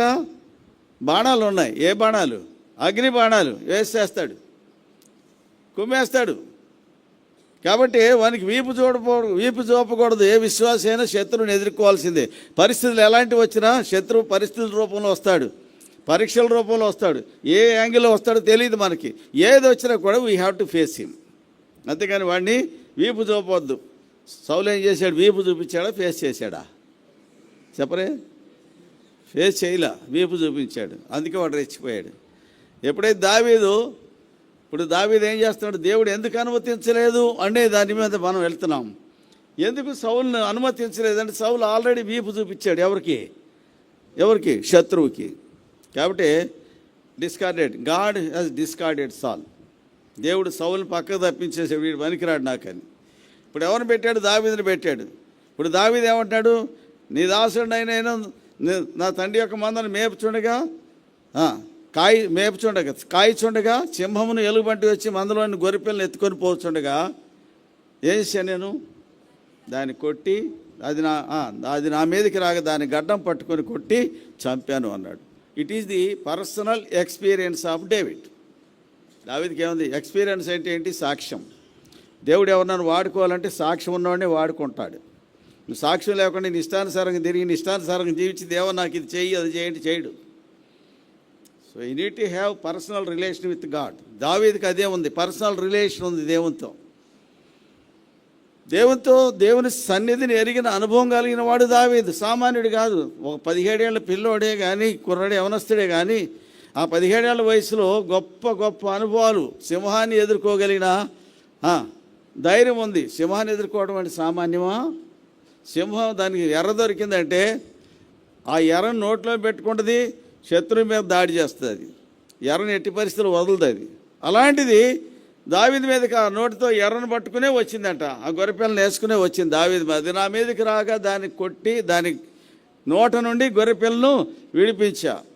నీ దాసుడైన నేను సింహాన్ని ఎలుగుబంటిని చంపానే. జీవంగల దేవుని సైన్యములు తిరస్కరించిన సున్నతి లేని ఫిలిష్తీయుడు వాటిలో ఒకదాని వలె ఆగును కదా. కాబట్టి ఇంకేమన్నాడు దావీదు? ఈ ఫిలిష్తీయుని చేతుల నుంచి కూడా నన్ను విడిపిస్తాడని చెప్పినాడు. అప్పుడు సౌలు అన్నాడు, పొమ్ము యెహోవా నీకు తోడుగా ఉండునుగాక. ఇప్పుడు సౌలును దావీదు ఫిలిష్తీయుని ఎదుర్కోవడకపోతున్నాడట. ఆ 43వ వచనం 17వ అధ్యాయం 43. ఫిలిష్తీయుడు కర్ర తీసుకొని నా మీదకి వచ్చున్నావే, నేను కుక్కనా? ఏం తీసుకెళ్తున్నాడు దావీదు? యుద్ధానికి వెళ్ళేవాడు ఏం తీసుకెళ్ళాలా? సౌలు కత్తి ఇచ్చాడు. సౌలు కత్తి ఎంత? సుమారుగా 6 కిలోల బరువు ఉన్న కత్తి అది. ఆయన 50 తులాల బరువున్న ఆయనదేంటి రాగి కవచం ఉంది, బల్లెం ఉంది. ఇవన్నీ కూడా వెయిట్లు ఉన్నాయి. అలాంటివి నాకు వాడుక లేదు. మరి ఏం వాడుకున్నాయంటే నా దగ్గర కర్ర ఉంది, ఒడిసెల. ఇవే నాకు వాడుక. అలా వాడుకంటే అలవాటు. అవి వాడే వస్తువులు, అవే ఆయన సాధనాలు, అవే ఆయన వెపన్స్. కత్తి ఇచ్చాడు రాజు, కానీ ఆ కత్తి దావీదు ఎప్పుడు వాడలే. అది నాకు వాడుక లేదు అన్నాడు కదా. ఆర్మర్స్ ఇచ్చాడు రాజు, అవి నాకు వాడుక లేవన్నాడు. సింహాన్ని చంపినోడికి దేంతో చెప్పాడంటే దేంతో చెప్పాడు? ఈ ఆర్మర్స్ ఏమి లేవు ఆయన దగ్గర. కేవలం ఏమున్నాయి? కర్ర ఉంది, ఒడిసెల ఉంది. అలాంటిది ఇప్పుడు వాడిని ఎదుర్కొంటాకి వెళ్తున్నాడు, చేతిలో కర్ర ఉంది. పెద్ద పహిల్వాన్ వస్తున్నాడు, నన్ను ఎదుర్కోటానికి అనుకున్నాడు. ఫిలిష్తీయుడు చుట్టూ పార చూసాడంట. ఎక్కడ చూస్తే ఆ లోయలో ఒక చిన్న కుర్రాడు రాళ్లలోంచి ఎక్కుంటా వస్తున్నాడు పైనకి. అవునా కదా? ఇదేంటి ఈడు వస్తున్నాడు నన్ను ఎదుర్కోటానికి? ఈ ఫిలిష్తీయులు అంటే ఇశ్రాయేల్ అంతకంటే పహిల్వాన్లు లేరా నన్ను ఎదుర్కోవడానికి? నేను ఇంత పెద్ద పహిల్వాన్ని కదా, చిన్నప్పటి నుంచి యుద్ధాభ్యాసం చేసినోడు, కండలు తిరిగిన వీరుణ్ణి కదా. మరి నన్ను ఎదుర్కోవటానికి ఇట్లా బుడ్డోడిని పంపిస్తున్నారే. వాడి ఒళ్ళంతా ఆ చేమల చీరలు బాగుంటాయి ఎవరిని చూస్తే, ఈ చిన్నవాడిని చూడగానే. అందుకే కర్ర తీసుకుని నా మీదకి వచ్చున్నావే, నేను కుక్కనా? ఎందుకు కర్ర తీసుకొచ్చాడు అంటే ఇశ్రాయేలీలు సున్నతి లేని వాళ్ళని కుక్కతో సమానంగా చూస్తారు. సున్నతి లేని వాళ్ళని కుక్కతో సమానంగా చూస్తారు. కాబట్టి దావీదు ఏం చేస్తున్నాడు? కుక్కను కొట్టాలంటే కత్తితో కొడతారా, కర్రతో కొడతారా? చెప్పరే. ఎవరన్నా కత్తి పుచ్చుకొని కుక్క మీదకి వెళ్ళినోడిని చూశారా మీరు ఎప్పుడన్నా? చూసారా? చేతిలో కర్ర ఉంటేనే పారిపోద్ది, అది కత్తి అక్కర్లేదు దాన్ని కొట్టడానికి. ఫిలిష్తీయుడు కూడా అట్లాంటి వాడు దావీదు దృష్టిలో. ఫిలిష్తీయుడు కూడా దావీదు దృష్టిలో అలాంటి వాడు. ఎందుకంటే వాడు సింహాన్ని చంపినోడు, ఎలుగుబంటిని చంపినోడు. ఈ పిరికోడిని ఎవరిని? ఈ ఫిలిష్తీయుడిని చంపడానికి దావీదుకు లెక్క కానే కాదు. కారణం ఏంటి? ఆయన కాపరెవరు? ఆయన తోడుగా ఉన్నది ఎవరు? ఆయన దేవుడు. ఆయన రక్షించేవాడు, ప్రతి పరిస్థితుల నుంచి కాపాడుతున్నవాడు, ఆయనతో ఉన్నవాడు దేవుడు. కాబట్టి యెహోవా నా కాపరి అన్నాడంటే ఊరికే అనలే, నాతో ఉండేవాడు నా దేవుడు. అందుకే నేను ఇశ్రాయేలు దేవుడైన యెహోవా పేరట నేను నీ మీదకి వస్తున్నా. యుద్ధము యెహోవాదే, ఆయన నిన్ను నా చేతికి అప్పగిస్తాడు, నేను నీ తల తెగేస్తా అన్నాడు కదా మాట. ఇంకో మాట ఏమన్నాడు? ఇశ్రాయేలు దేవుడు ఉన్నాడని లోకమంతా తెలుసుకోవాలి మాట అన్నాడు దావీదు. ఎంత సవాళ్ళు! చిన్నోడి నోట్లోంచి ఎన్ని మాటలు వచ్చినాయి కదా. మనకు ఈ మాటలు వస్తాయా? ఎవరు వస్తున్నారా? మీ వయసుడే, మీకంటే చిన్నోడే. ఇది ఈ పిల్లోడు ఉన్నాడు ఇక్కడ. నీ వయసు ఎంత? 20యా? 23 నీకంటే 5 ఏళ్ళు చిన్నవాడు కదా, సుమారుగా 17 ఏళ్ళు కుర్రాడు, మీసాలు కూడా రాలే. దావీదు గొలియాతుని ఎదుర్కోవడానికి పోతుంటే సౌలు దూరాన్ని చూస్తున్నాడు. ఇదేంటి ఇట్ట పరిగెడుతున్నాడు, పిచ్చోడా వెర్రోడా, ఏమై వీడికి ఏం పట్టింది అట్ట పరిగెడుతున్నాడు. 55 వచ్చిన ఏమంటాడు సౌలు,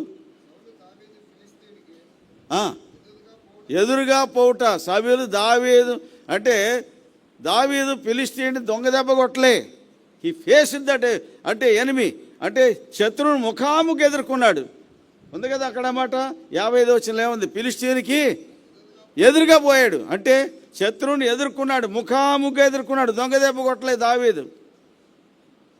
ఎదురుగా పోవుట చూచినప్పుడు సౌలు ఏమంటాడు, అబ్నేరుతో ఏమంటాడు, అబ్నేరు ఈ అవనుడు ఎవరి కుమారుడు అని అడిగితే, రాజా నీ ప్రాణం తోడు నాకు తెలియదయ్యా అన్నాడు.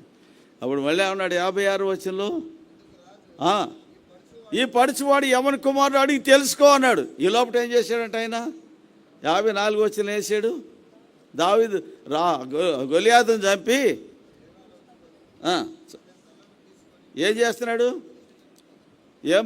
ఏం చేస్తున్నాడు, దావీదు గొలియాతు యొక్క ఖడ్గం తీసుకున్నాను, తల తెగొట్టి నీ తల తెగవేస్తాను అన్నాడు కదా. దావీదు అన్నాడా లేదా, నీ తల తెగవేస్తా అన్నాడు. ఆకాశ పక్షులకు భూమి మృగాలకి అని మాంసాన్ని కళేబరాలను వేస్తాను అన్నాడు, అన్నాడా లేదా. ఫిలిష్తీయుడు అన్నమాట తిరిగి దావీదు వాడికి అప్పచెప్పాడు. కానీ దావీదు ఇంకేం చేశాడు, తల తెగేసి వాడి కత్తితో వాడి తల తెగేసి ఆ కత్తి పుచ్చుకున్నాడు. ఓ పక్కన ఒక చేతిలో వాడి కత్తి ఉంది, ఓ చేతిలో ఫిలిష్తీయుడు తలక ఉంది. వాళ్ళ ఆయన ఏం చెప్పాడు, ఆనవాళ్ళు తెమ్మన్నాడు కదా. ఇప్పుడు ఆనవాళ్ళు 2 ఆనవాళ్ళు పట్టుకొస్తున్నాడు. వాళ్ళ ఆయన ఆనవాళ్ళు ఒకటే తెమ్మన్నాడు, ఇప్పుడు 2 పట్టుకొస్తున్నాడు దావీదు. ఒకటేమో వాడి కత్తి, రెండోది వాడి తలకాయ. అర్థమవుతుందా, ఇది దేనికి గుర్తు, రేపు యేసు ప్రభు ఈ భూమి మీదకి వచ్చినప్పుడు ఇదే జరుగుద్ది. శత్రువుని గొలియాతుని దావీదు ఎట్లా హతమార్చాడో సాతాను యొక్క గుంపుని యేసు ప్రభు వారు అట్ట చితకదొక్కుతాడు. ఆయన ఖడ్గం నుండి వచ్చి, ఆయన నోట నుండి వచ్చిన ఖడ్గం ద్వారా శత్రువులందరూ హతమార్చబడతారు. అపవాది బంధించబడి పాతాళంలో వేయబడతాడు 1000 సంవత్సరాలు. తర్వాత అబద్ధ ప్రవక్త క్రూరము ప్రాణంతో పట్టుబడి అగ్నిగంధకాలతో మండే గుండంలో వేయబడతారు. దేనికి ముందు గుర్తు అంటే యేసు ప్రభు వారి యొక్క 2వ రాకడకు ముందు గుర్తే దావీదు ఫిలిష్తీయుని ఎదుర్కొని యుద్ధం. అర్థమవుతుందా, శత్రువుని వేసాడు దావీదు, వాడు తల తెగొట్టి ఓ చేతితో ఎవరి తల ఉంది కదా, ఫిలిష్తీని తల ఉంది, ఇంకో చేతిలో ఉంది గొలియాతు ఖడ్గం ఉంది. ఈ 2 పుచ్చుకుని ఎక్కడికి వచ్చాడు. అప్పుడు సౌలు అంటున్నాడు 57 వచనంలో, చిన్నవాడా నీవెవరి కుమారుడివి. సౌలుకి విపరీతమైన ప్రేమ పుట్టుకొచ్చింది ఎవరి మీద, దేని బట్టి, దావీదులో ఉన్న తెగింపు. దీన్ని తెగింపు అంటారు. అర్థమవుతుందా, తెగింపు అంటే ఎవడికి బెదరని తత్వమే తెగింపు. అరిమత యేసోబు తెగించానేమోనా 3వ రోజున వర్తమానం విన్నాం కదా. తెగింపు అంటే ఏంటి, ఎవడికి లొంగడం, ఎవడికి బెదరడం. ప్రాణం పోయినా పర్లేదు కానీ సత్యం కోసం నిలబడేవాడు తెగింపు గలవాడు. అర్థమైందా, దావీదుకి తెగింపు ఉంది. కాబట్టి దావీదు ఏం చేశాడు, ఫిలిష్తీయుని ఎదుర్కొన్నాడా లేదా, ఎదుర్కొన్నాడు. ఫిలిష్తీయుడు మట్టి గరిచాడా లేదా. యుద్ధము యెహోవాది, నేను చేసేది కాదు, నా దేవుడు చేస్తాడు నా పక్షంగా యుద్ధం. యెహోవా ఈ దినమును మిమ్మల్ని మా చేతికి అప్పగించును, నేను నీ తల తెగవేస్తాను, ఇశ్రాయేలు దేవుడు ఉన్నాడని లోకమంతా తెలుసుకోవాలా. ఎన్ని సవాళ్ళు చేసినాడు చిన్నవాడు, వాడు ఒళ్ళు మండదా. పోనీ వాడు ఏమైనా కత్తి పుచ్చుకుని దావీదు మీదకి ఎగబడితే వస్తున్నాడు. కానీ దావీదు వేసాడు చిక్కంలో ఒక రాయి పెట్టినాడు, ఒకే రాయితో మట్టి కరిపించినాడు. నుదుట పగలు కొట్టుకుని వెళ్ళిపోయింది రాయి. ఏ స్పీడ్తో, AK-47 బుల్లెట్ కూడా అంత స్పీడ్గా వెళ్ళదు. అవును, అంత ఫాస్ట్. నుదురు పగలు కొట్టుకుని రాయి వెళ్ళిపోయింది. బోర్లో పడ్డాడు, కళ్ళు బైర్లు కమ్మినాయి, దిశలు తిరిగిపోయినాయి, ఏం తెలియలేదు వానికి. దావీదు ఫిలిష్తీయుని కంటే బలాఢ్యుడు. ఏమాట రాయబడింది చూడండి, 50 వచనం. దావీదు ఫిలిష్తీయుని కంటే బలాఢ్యుడై ఖడ్గము లేక అయ్యే ఒడిసెలతోనూ రాతితోనూ ఆ ఫిలిష్తీయుని కొట్టి చంపాను. తర్వాత ఏం చేశాడు? అని తల తెగవేశాడు. వాళ్ళ నాయన తెమ్మని ఆనవాళ్ళు తీసుకొచ్చినాడు లేదా? ఎక్కడ తెచ్చాడు? తిన్నగా యెరూషలేముకి వచ్చినాడు. రేపు యేసు ప్రభువు కూడా ఏం చేస్తాడు? క్రీస్తు వారిని సాతాను వారి గుంపంతా చెదరగొట్టి వాడి గుంపంతా నాశనం చేసి ఎక్కడికి వస్తాడు? యేసు ప్రభువు యెరూషలేముకి వస్తాడు.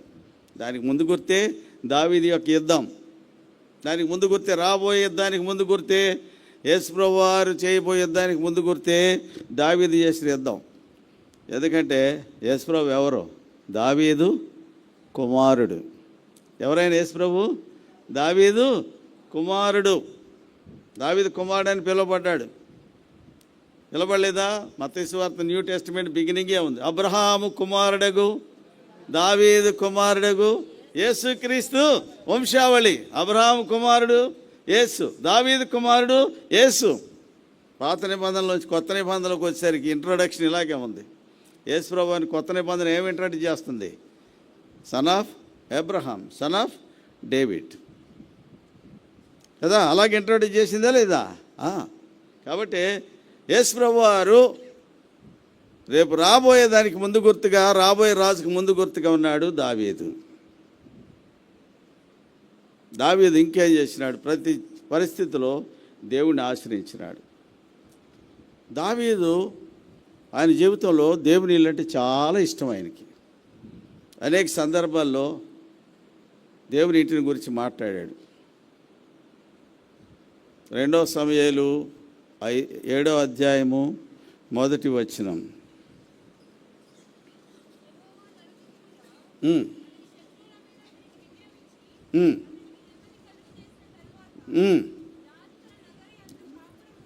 దావీదు తన నగరం యందు కాపురం ఉండి పిలవనంపించి ఏమంటున్నాడు?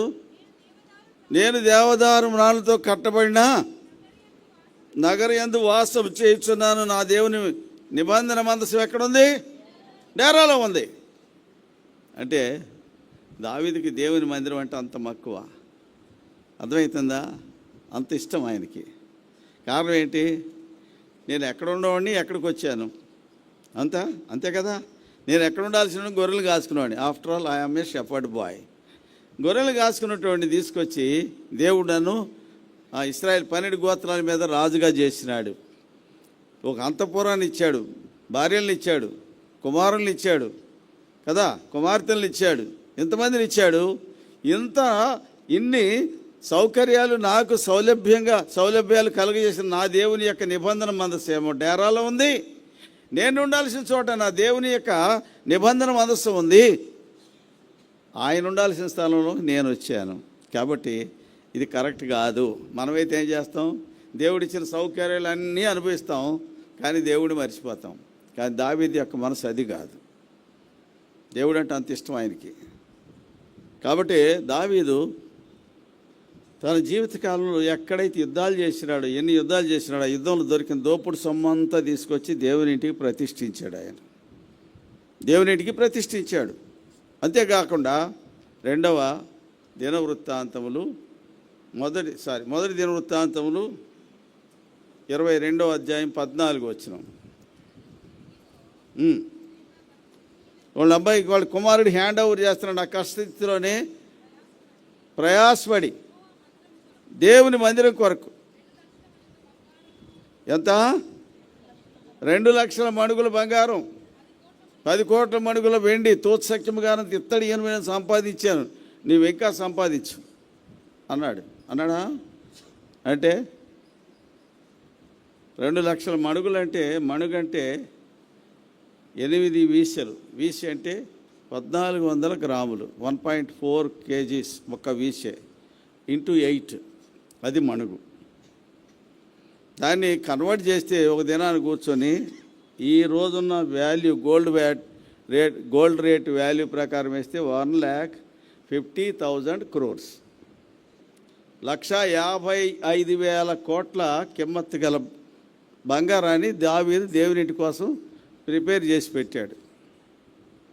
సుమారు అంటే 75 లక్షల కోట్ల కిమ్మత్తు గల వెండిని దావీదు దేవునింటి కొరకు సిద్ధపరిచి పెట్టాడు. ఏంటంటే మొదటి దినవృత్తాంతంలో 29వ అధ్యాయం 3వ వచనం.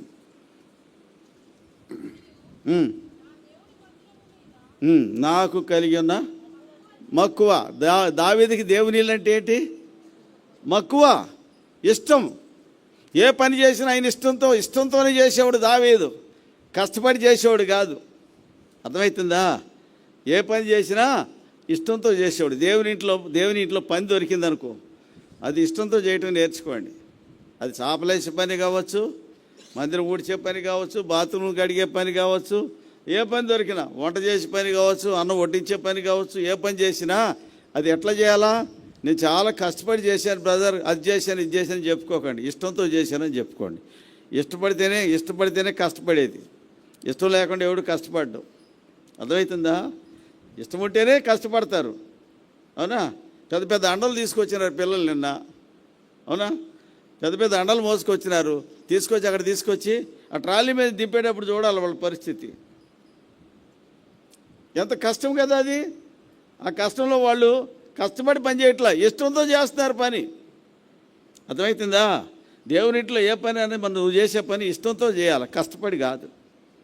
ఎప్పుడైతే నువ్వు ఇష్టంతో పని చేయటానికి నడుము వస్తావో కష్టం ఏంటో నీకు తెలుస్తుంది. కాబట్టి ఇష్టంతోనే చేయాలి. అందుకే పౌలు అన్నాడు, నేను ఇష్టపడి పని చేస్తే నాకేమొస్తుంది? జీతం వస్తుంది. కాబట్టి ఇష్టంతో చేయటం నేర్చుకోవాలి. దావీదు ప్రతి పని కూడా దేవుని ఇంట్లో పని కానీ దేవుని పని కానీ అది ఇష్టంతో చేసేవాడు. ఆయన ఇష్టంతో చేసేవాడు కనుకనే దావీదు చరిత్రలో ఒక మహా సువర్ణ అధ్యాయం అయింది. Golden ruling of David. దావీదు యొక్క పరిపాలనా కాలాన్ని ఇశ్రాయేల్ చరిత్రలో అలాగా ఏలుబడి చేసిన రాజు ఇంకొకళ్ళు లేరు. కాబట్టి ఆ 40 yearsని గోల్డెన్ రూలింగ్ ఆఫ్ ఇజ్రాయేల్ అంటే ఇజ్రాయేల్ యొక్క స్వర్ణయుగం, అది గోల్డెన్ ఏజ్, దావీదు యొక్క కాలం. అట్లాంటి రాజు రాలే ఇజ్రాయేల్లో. సొలొమోను వచ్చాడు కానీ తర్వాత భ్రష్టుడైనాడు.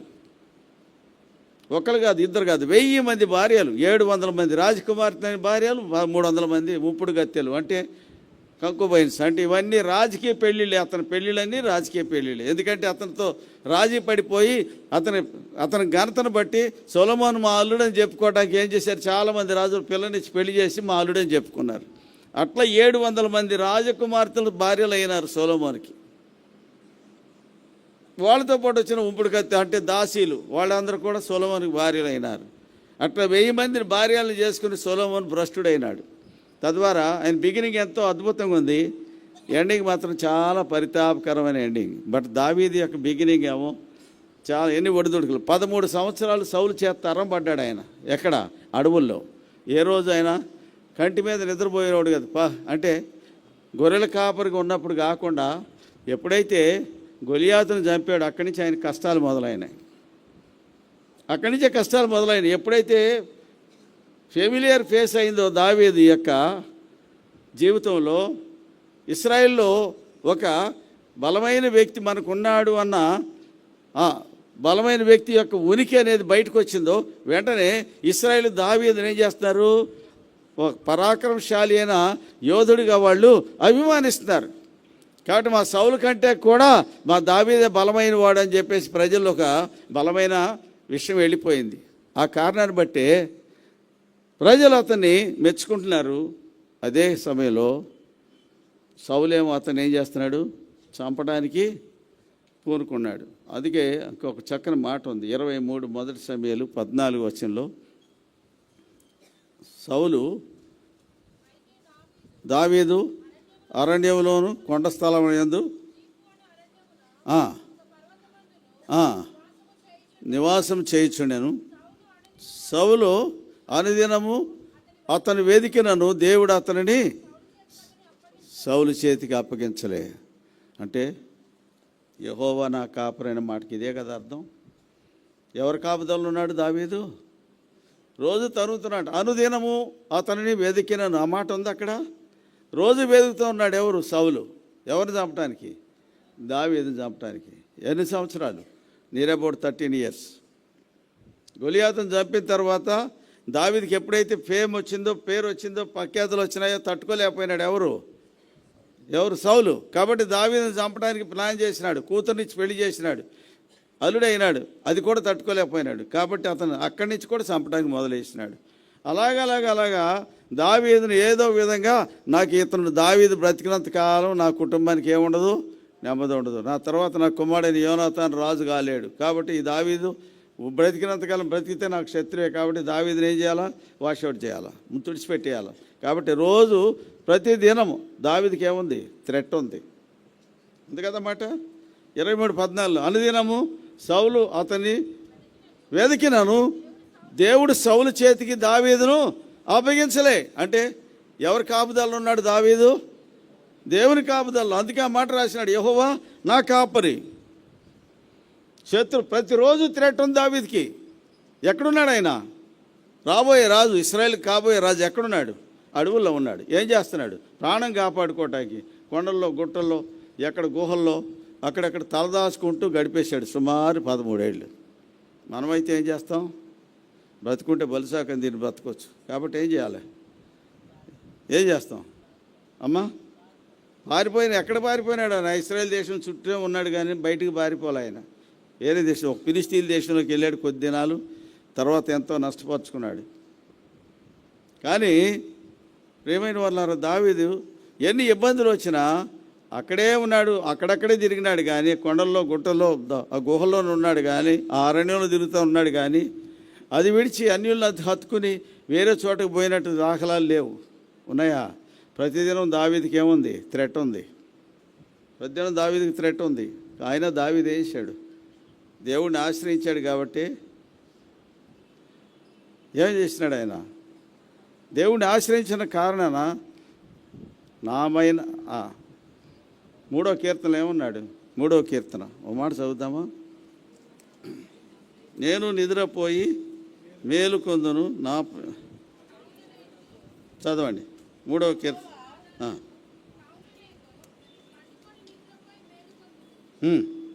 5వ వచనం. యెహోవా నాకు ఆధారము, నేను పండుకొని నిద్రపోయి మేలుకొందును,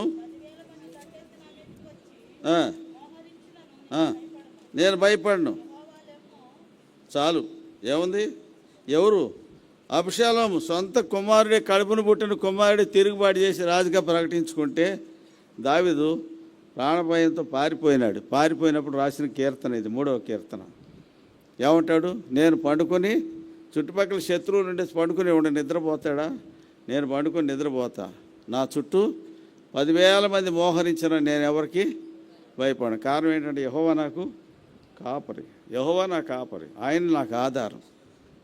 కాబట్టి నెమ్మదిగా పడుకొని నిద్రపోతాను. నా శత్రువులు దవడపళ్ళు మీద దవడపళ్ళు రాళ్ళు కొట్టేవాడు నువ్వే. ఆ కింద వచ్చిన వాళ్ళు ఉన్నాయి కదా 3వ కీర్తనలో మాటలు లేవా? చదవండి.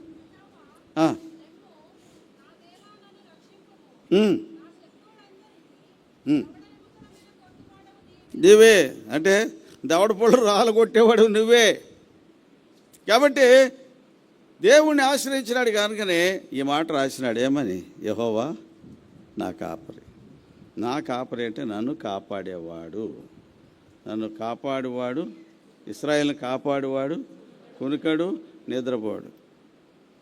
మనం నిద్రపోవచ్చు. ఎందుకు? దేవునికి అప్పచెప్పేసి మన ప్రాణాన్ని, దేవా చంపినా నువ్వే, బతికించినా నీవే, నా ప్రాణం నీకు అప్పచెప్తానని చెప్పేసి ఆయన దగ్గరికి పోయి పండుకొని నిద్రపోవచ్చు. కారణం ఏంటి? నిన్ను కాపాడువాడు, కునుకడు, నిద్రపోడు. అంత భరోసా ఉందని దేవుని దగ్గర. అంత భరోసా ఉంది కనుకనే యెహోవా ఏమని చెప్పాడు? నాకేమవుతాడు? నా కాపరి. ఈ భరోసా ఉండాలి దేవుడిని ఆశ్రయించిన వాడికి. అందుకే దేవుడు మనకు ఆశ్రయమును దుర్గమునై ఉన్నాడు, ఆపత్కాలంలో ఆయన నమ్ముకొనదగిన సహాయకుడు. 40వ కీర్తన 46వ కీర్తన 1వ వచనం. కాబట్టి ఇలాంటి అనుభవాలు దావీదు కోకొలలు. 13 సంవత్సరాల్లో దావీదు ప్రతిదినము మరణం అతనికి థ్రెట్ ఉంది. డెత్ అనేది ప్రతిదినం పొంచే ఉంది అతనికి. అయినా కూడా దావీదు నెమ్మదిగా నిద్రపోయాడట కొండ గుహల్లో కదా. అదుల్లాం గుహ, చట్టురాతి పండు గుహలో, ఆ గుహలో చాలా కాలం ఉన్నాడు ఆయన. అట్లా ఫిలిస్తీన్ దేశం దాకా వెళ్ళినాడు. ఆ చుట్టుపక్కల అరణ్యంలో ఉన్నాడు కదా. ఎక్కడ పోయినా సౌలు ఆ పక్కన ఉన్నాడు, దావీదు ఇక్కడ ఉన్నాడు. అలాంటి 2 పరిస్థితులు వచ్చినాయి. ఆ 2 పరిస్థితుల్లో కూడా సౌలు ప్రాణాన్ని దేవుడు దావీదుకి అప్పచెప్పినాడు. కానీ దావీదు సౌలుని చంపలే. చంపినాడా? చంపలే. శత్రువు దొరికినప్పుడు ఏం చేశాడు? యెహోవా అభిషేకించిన వాడు నేను ముట్టను, అలాగూ చేయకుండా యెహోవా నన్ను ఆపునుగాక. అంటే దేవుని అభిషేకం అంటే దావీదుకి అంత వాల్యూ. శత్రువే తన ప్రాణాన్ని, అతను బ్రతికుంటే దావీదు ప్రాణం తీస్తాడు, అయినా కూడా దావీదు వేశాడు, అతని ప్రాణాన్ని వేసాడు, దయదలిచి వదిలిపెట్టాడు. కారణం ఏంటంటే అతను దేవుని చేత అభిషేకించబడినాడు. అభిషేకం అంటే అంత రెస్పెక్ట్ దావీదుకి. సో అలాగా దావీదును అన్ని పరిస్థితులు కాపాడుకుంటూ వచ్చినాడు కనుకనే అవుట్ ఆఫ్ హీజ్ ఎక్స్పీరియన్స్ ఈ 23వ కీర్తన. దావీదు చుట్టూ ఎన్నో ఉన్నాయి కదా వచనాలు, ప్రతి వచనం దావీదు యొక్క అనుభవమే, ప్రతి వచనం కూడా దావీదు యాత్రలో ఒక భాగమే, ప్రతి వచనం కూడా దావీదు వెళ్ళిన పరిస్థితుల్లో ఒక భాగమే. కాబట్టి ఈ పరిస్థితులన్నీ దావీదు సంభవించినాయి కనుకనే ఒక పక్కనేమో గాఢాంధకారపు లోయ యొక్క అనుభవం, అవునా కదా? గాఢాంధకారపు లోయ అంటే ఇప్పుడు మనకు అన్ని కాసేపు కరెంట్ పోతే అవతల ఎవరున్నారో తెలియదు, ఈ చుట్టుపక్కల ఉన్నవాళ్ళు తప్ప. మరి కటికి చీకటి గాఢాంధకారపు లోయలు ఏం కన్నుబొడుచుకున్నా కనపడిన చీకటిలో ఆయన ప్రాణభయంతో పారిపోతూ వస్తున్నప్పుడు ఎలాంటి పరిస్థితుల నుంచి వెళ్ళాడనేది మనకి 23వ కీర్తన నేర్పుద్ది. అలాంటి పరిస్థితులు మనకు వస్తాయి. వచ్చినప్పుడు ఏ అపాయానికి మనం ఏం చేయకూడదంట దావీదు నేర్పింది. ఏ అపాయానికి నేను భయపడను. కారణం ఏంటంటే నీ దుడ్డుకారం నీ దాండం నన్ను ఆదుకుంటాయి. ఇంకా నాకు చుట్టూ శత్రువులు ఉన్నారు.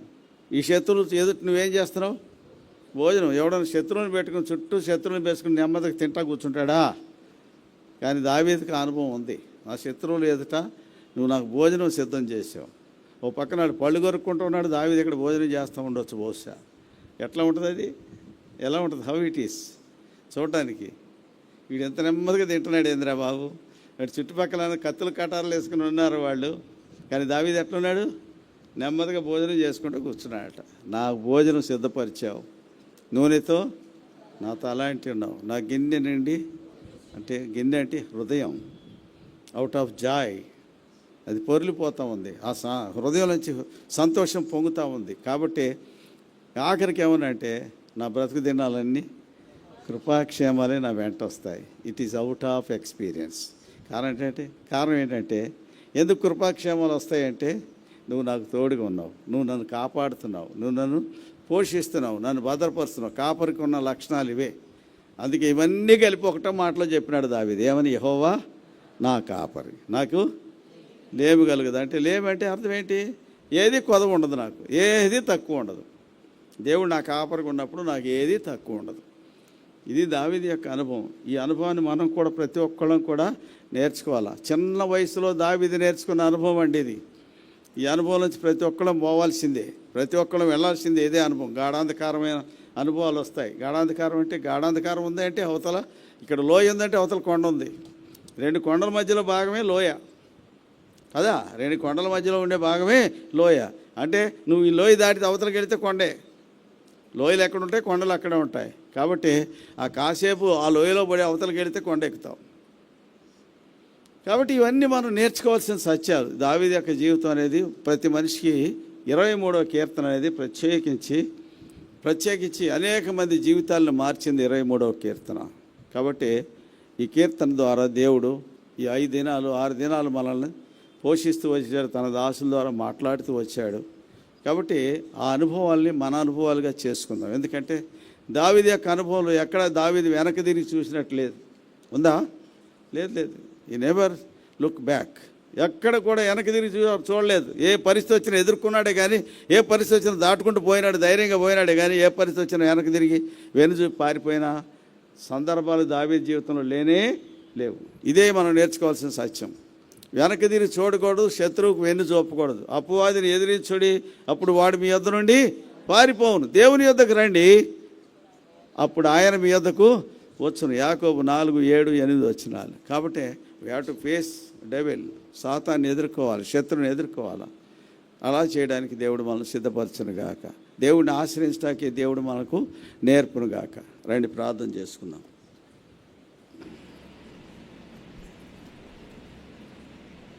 ప్రార్థించుకుందాం, మోకరించండి.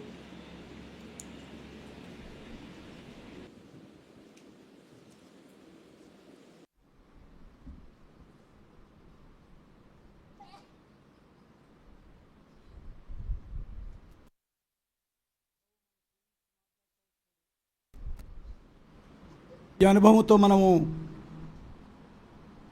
చివరిగా ఆయన కాపుదలతో ఉంటూ దేవుడు కోరుకున్న ప్రకారంగా ఆయన మన ఆశ్రయం. దావీదు యెహోవా నా కాపరి, నాకు లేమి కలగదన్న మాట మీద మరి 6 దినాలు దేవుడు మనం సంధిస్తూ వచ్చాడు. ఈ అనుభవంతో మనం దేవుని కొరకే నమ్మకంగా జీవిస్తూ ఎక్కడున్నప్పుడు కూడా మరి ఇంట్లో ఉన్నా, గ్రామంలో ఉన్నా, మందిరంలో ఉన్నా, మరి ప్రతి స్థలంలో ప్రభు కొరకై సాక్షులుగా మరి దేవుని కొరకై జీవిస్తూ దేవుని మందిరం మీద మక్కువ కలిగి మరి దేవుని రాకడ కొరకు ఆపేక్షిస్తూ దేవుని ఎదుర్కోవడానికి కొరకైనా ఆ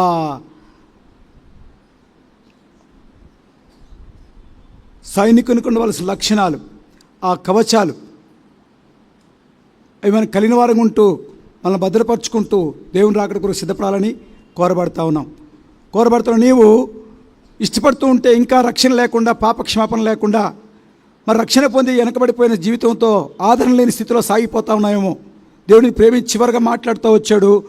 నీ హృదయం ప్రభు కొరకై తెరుస్తూ ఉంటే, ప్రభు కొరకై జీవించాలని ఆశపడుతూ ఉంటే నీ కుడి చేయి చూపెట్టచ్చు. చివరిగా నిన్ను అడుగుతున్నాడు, ఎవరైనా పర్వాలేదు. ఎందుకనగా దేవుడిని ప్రేమించి మాట్లాడుతున్నాడు. క్యాంపుకి వచ్చావు, వచ్చినట్టు వెళ్ళడం దేవునికి ఇష్టం లేదు. మరి మీటింగ్కి వచ్చావు, వచ్చినట్టుగా నువ్వు వెళ్ళడం దేవునికి ఇష్టం లేదు. కాబట్టి దేవుడిని ప్రేమించి మాట్లాడుతూ వచ్చాడు. దేవుడిని నీకు ఆశ్రయ దుర్గంగా ఉండి నిన్ను కాపాడేవాడు కూడా నీ వెంటబడతా ఉన్నాడు. ఇంకా నీ హృదయాన్ని కఠినపరుచుకొని వెళ్తున్నాయేమో. ఈరోజు తీర్మానం చేసుకుని వెళ్ళు. అలా తీర్మానం చేసుకుంటుంటే కుడి చేయి చూపెట్టు. ఎవరైనా ఉన్నారా? ఇంకా చివరిగా దేవుడిని ప్రేమించి మాట్లాడుతూ వచ్చాడు. నీ హృదయాన్ని కఠినపరుచుకొని వెళ్ళిపోవద్దు, శత్రువుకి ఆహుతి కావద్దు. నువ్వు దేవునికి మరి వీపు చూపించడం వల్ల అపవాది మరి బాణాలేసి నేను మింగేస్తాడు. కాబట్టి దేవుడిని ప్రేమించి మాట్లాడుతూ వచ్చాడు. శత్రువుని ఎదిరించు, దేవుని కొరకే జీవించు. జీవించాలని ఆశపడుతుంటే కుడి చేయి చూపెట్టు. ఎవరైనా ఉన్నారా? సహోదరు దేవుని జ్ఞాపకం చేసి యవనస్తుల దేవుని దీవించను కాక, నాన్న ప్రభు నేను క్షమించను కాక. ఇంకెవరైనా కార్డ్స్ ఇచ్చానైనా తీసుకొని ఇది ఇక్కడ చూడు. ఇంకెవరైనా సహోదరుల వైపు కానీ సహోదరుల వైపు కానీ, మీరు పెద్ద వయసున్నా చిన్న వయసున్నా యవనస్తులని ఎవరైనా పర్వాలేదు, కఠినపరుచుకొని వెళ్ళిపోవద్దు. అక్కడ చూసు, బాబు దేవుడిని దీవించను కాక తమ్ముడు, దేవుడిని ఆశీర్వించు కాక చెల్లి. ఇంకా సహోదరుల వైపు కూడా అడిగి ఉండండి. కార్డు తీసుకొని కట్టుపరుచుకొని వెళ్ళిపోవద్దు. దేవుడిని ప్రేమించే సమయాన్ని సద్వినియోగం చేసుకో. ప్రభుని ప్రేమించి మాట్లాడుతూ వచ్చాడు. మరుక్షణం నీది కాదు. ప్రభు ఒకవేళ ఇప్పుడే రావచ్చేమో. ఒకవేళ వస్తే ఎదుర్కోవడానికి రక్షణ లేకపోతే నువ్వు ఎదుర్కోలేవు. నీకు ఎన్ని ఉన్నా సరే. ఒక అబ్బాయి సాక్ష్యం చెప్తా వచ్చాడు. మరి రక్షణ లేకుండానే అన్ని పనులు చేస్తూ వచ్చాడు. ఏం ప్రయోజనం? అంతా వ్యర్థమని వాక్యం దర్శించబడి సంధించబడి రక్షణ మంది బాప్తిని తీసుకున్నాడు. కాబట్టి అట్లే కఠినపరుచుకొని వెళ్ళిపోదు. అలా సిద్ధంగా ఉంటే కుడి చేయి చూపెట్టు. ఇంకెవరైనా ఉన్నారా? ఎన్నుకున్నా సరే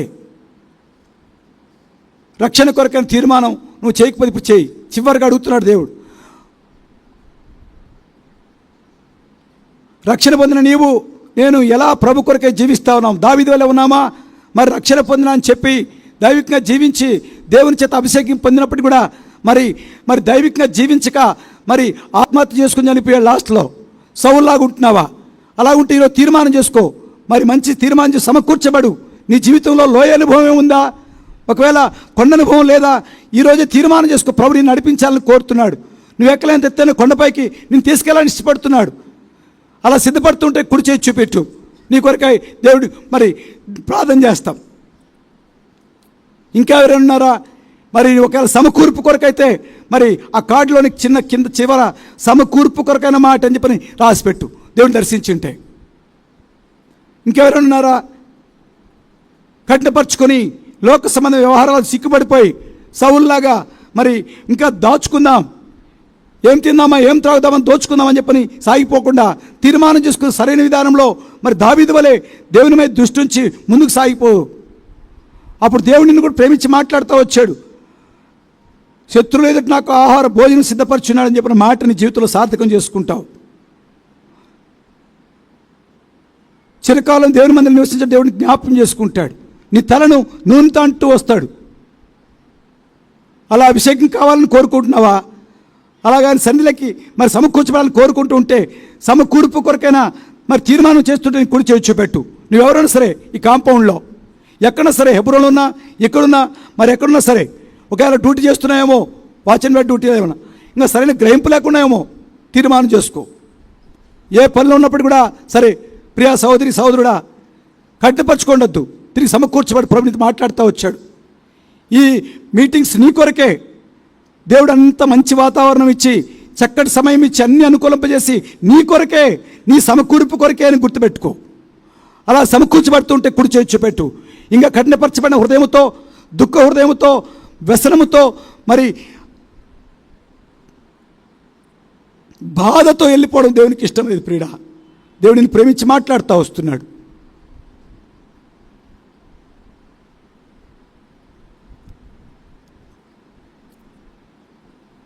ఇంకెవరైనా చివరిసారి అడుగుతున్నాము, ఎవరంటే కుడి చేయి చూపెట్టండి. సహోదరుల వైపు కానీ సహోదరుల వైపు కానీ ఎవరైనా సరే, కుర్చీలో ఉన్నా సరే. 40 ఏళ్ళ అనుభవం రాజరికంలో ఉండి కూడా చివరి దశలో ఎంతో ఆత్మీయతను కోల్పోయిన మనుషుడిగా వెళ్ళిపోయాడు. అలా వెళ్ళడం నీకు ఇష్టం, దేవునికి ఇష్టం లేక దేవుని మాట్లాడుతూ వచ్చాడు క్యాంపులో. యెహోవా నా కాపరి, నాకు లేమి కలగదన్న అనుభవం. ఆ అనుభవం లేక నువ్వు రావాలని దేవుడిని కోరి దర్శిస్తూ వచ్చాడు ఈ 6 దినాలు. ప్రార్థించుకుందాం. ప్రేమగల తండ్రి, పరిశుద్ధమైన దేవా, మీరు మమ్మల్ని ప్రేమించి మా ప్రభా మరి 6 దినాలు 5 దినాలు యూత్ క్యాంపులోను ఈ సండే పునరుద్ధాన దినమున మా ప్రభు నీ మహిమ కొరకై ఈ దినం కూడా ప్రభా ప్రియులు ఎంతో ఆశతో ఉన్నారు. యవనస్తులైతేనేమి, అలాగే ప్రభా మధ్య వయస్కులైతేనేమి, పెద్దలైతేనేమి, ఆ విధాలుగా పరిచయలో సహకరించేవారైతేనేమి ప్రభా అన్ని తలాంతులు కలిగిన వారిని మహిమ కొరకే మీరు అనుగ్రహించి మా ప్రభా మీరు జ్ఞాపకం చేసుకొని ఏ ఒక్కరిని పోగొట్టుకోదలుచుకోలేక అందరిని సమకూర్చాలని ఇష్టపడిన దేవుడివై మా ప్రభా అన్ని కోణాల్లో మా ప్రభా తండ్రి మరి బైబిల్ స్టడీస్లో అయితేనేమి, అలాగే ప్రభా తండ్రి మరి ప్రాక్టికల్ టాక్లు అయితేనేమి, అలాగే ప్రభా గాస్పల్ మీటింగ్లు అయితేనేమి, ఫ్యామిలీ ప్రేయర్లు అయితేనేమి మీరు దర్శిస్తూ వచ్చారు ప్రభా. చాలామంది తీర్మానం చేసుకుని దీవించి ఆయత్తపరచండి. మిమ్మల్ని సేవించాలని తీర్మానం చేసి బిడ్డలు బట్టి మీ స్తోత్రాలు చెల్లిస్తున్నాం. వారు కూడా జ్ఞాపకం చేసుకోండి. వారి తీర్మానం మీద మీరు ముద్రించండి ప్రభా. వారి తీర్మానం స్థిరపరచండి ప్రభా. మీరే కనికరించండి ఓ ప్రభా. ప్రతి చెడు ఆలోచన పైన విజయం ఇచ్చి అపవాది తీసుకొచ్చే ప్రతి మా ప్రభు దుష్టాలోచన పైన మరి విజయం ఇచ్చి బిడ్డలకు కావాలి కృపానుగ్రహించి మీ వాగ్దానం చేత వాక్కుల చేత సంధిస్తూ మా ప్రభా ధైర్యపరుస్తూ బలపరుస్తూ నీ మహిమ కొరకే మీరు వచ్చినప్పుడు ప్రభా మిమ్మల్ని ఎదుర్కొనే మా ప్రభా విధానంలో ఉంటుకు ఆయత్తపరచండి ప్రభా. యెహోవా నా కాపరి, నాకు లేమి కలగదన్న ఆ వర్డ్ ద్వారా మా ప్రభా ఆ వచనం ద్వారా మా ప్రభా అనేక విధాలుగా మాట్లాడుతూ వచ్చావు. ఇంకెంత ధ్యానించినా తరగని బాగా ఉంటా ఉంది ఓ ప్రభా. మా తండ్రి అంత లోతైన సత్యాల్ని ఏవైతే నీ బిడ్డలకు బయలుపరచాలనుకుంటున్నారో ఇంకా బయలుపరుస్తూ మీరు ఆఖరి పర్యంతము నమ్మకస్తులుగా ఉంటూ సహాయపడి మీరే దీవించి ఆయత్తపరచమని మరొకసారి తండ్రి ఆయా విధాలుగా తండ్రి ఈ క్యాంపు కొరకై మా ప్రభా ఆయా విధాలుగా ప్రయాసపడుతున్న ప్రతి బిడ్డను బట్టి స్తోత్రాలు. కిచెన్లు అయితేనేమి మా ప్రభా ఆయా విధాలుగా సిద్ధపాటు పనులు అయితేనేమి మా ప్రభా మరి మ్యాట్స్ వేసే విషయంలో కావచ్చు ప్రభా, వాటర్ విషయంలో, ఎలక్ట్రిసిటీ విషయంలో మా ప్రభా ఆ విధాలుగా ప్రతి ఒక్కరూ సహకరించిన ప్రతి బిడ్డను బట్టి స్తోత్రాలు. డ్రైనేజ్ విషయంలోను మా ప్రభా, శానిటైజర్ విషయంలోను, అలాగే ప్రభా గార్బేజ్ వర్క్ విషయంలోను మా ప్రభా మా తండ్రి మా ప్రభా ఆ విధాలుగా ప్రయాసపడిన బిడ్డలందరిని బట్టి మీకు స్తోత్రాలు చెల్లిస్తూ ఉంటున్నాం. ప్రార్థించిన ప్రియులను బట్టి మీకు స్తోత్రం చెల్లిస్తూ ఉంటున్నాం. దయాలు తండ్రి ప్రేమలు మా ప్రభా ప్రతి కుటుంబాన్ని బట్టి, ప్రతి దాసుని బట్టి, దాసులను బట్టి మా ప్రభా యవనస్తులను బట్టి, యవనస్తులను బట్టి, మా ప్రియులందరిని బట్టి నీకు వందనాలు చెల్లిస్తూ ఉంటున్నాం. ఈ దినం కూడా తీర్మానం చేసుకున్న బిడ్డలను దీవించండి, ఆయత్తపరచండి. కనుక దేవా మా తండ్రి మీరు జ్ఞాపకం చేసుకోమని ఇంకా ఎవరు కఠినపరచబడిన వారు కూడా మా ప్రభా రాత్రి వేళ ఒప్పించండి. పాపను గురించి, నీతిని గురించి, తీర్పును గురించి ఒప్పించి నీ కొరకై మా ప్రభా నీతిగల సింహాసనాసీనుడుగా మా ప్రభా కొదవ సింహంలాగా యూదా గోత్ర సింహం వచ్చినప్పుడు ఎదుర్కోవడానికి నీ పిల్లలుగా సిద్ధపడడానికి జ్ఞాపకం చేసుకుని ఆయత్తపరచమని ఘనతయు మహిమ ప్రభావాన్ని ఆరోపిస్తూ స్తుతి స్తోత్రములతో ఘనత మహిమలు ఆరోపిస్తూ యేసుక్రీస్తు నామముపేట ప్రార్థించి అడిగి వేడుకొనుచున్నాం తండ్రి, ఆమేన్. ఒక చిన్న పాట పాడుతూ ఉంటాం. మరి ఆ పాట పాడే సమయంలో మరి ఎవరైతే కార్డు తీసుకున్నారో వారు బ్రదర్స్కి ఇచ్చేయండి. తర్వాత మరి కొన్ని అనౌన్స్మెంట్స్ ఉంటాయి. మరి ఆయా విధాలుగా చాలామంది ఇప్పటికే మరి బయలుదేరి వెళ్ళిపోయారు. ఇంకా ఈ రాత్రి కొంతమంది వెళ్తారు. మరి వెళ్ళేవారు కూడా సిద్ధపడి ప్రార్థన చేసుకుని ఆఫీస్ దగ్గరికి వెళ్తే అక్కడ బ్రదర్స్ ప్రార్థన చేసి పెద్దవారు వాళ్ళకి మీకు ఎవరైతే సహకారంగా ఉన్నారో మరి వాచ్ అండ్ వాట్ డ్యూట్లు ఆ విధంగా సహకరిస్తూ పెద్ద సిస్టర్స్ అయితే సిస్టర్స్ కోట్ సైడ్లో చెప్పేసి ఇన్ఫామ్ చేసి వారి దగ్గర ప్రార్థన చేసుకుని వెళ్ళండి. అలాగే బ్రదర్స్ అయితే మరి మెయిన్ ఆఫీస్ దగ్గరికి వచ్చి ప్రార్థన చేసుకుని మరి తప్పనిసరిగా ఇన్ఫామ్ చేసి వెళ్ళండి. మరి ఈ విషయాల్లో దేవుడు అద్భుతంగా మరి ఆరంభం నుండి ఇంతవరకు చక్కగా నడిపిస్తూ వచ్చాడు. ఇదంతా మీ ప్రార్థన, ఇదంతా మరి మన యొక్క మరి మరి సహకారం, మరి యొక్క మరి పరిశుద్ధుల యొక్క సహకారం, మరి మరి దేవుని సేవకుల యొక్క సహకారం, అలాగే బాధితుల ప్రియుల యొక్క సహకారం. కాబట్టి ఎటువంటి దేవునికి వందనాలు చెప్పండి. మర్చిపోక దేవుడు జరిగించిన కార్యాలను బట్టి కృతజ్ఞతాస్తుతులు చెల్లిస్తూ ప్రభుని జ్ఞానపరుస్తాం. ఇప్పుడు ఒక చిన్న పాట పాడుతూ ఉంటాం. పాడబడు రండి అన్న.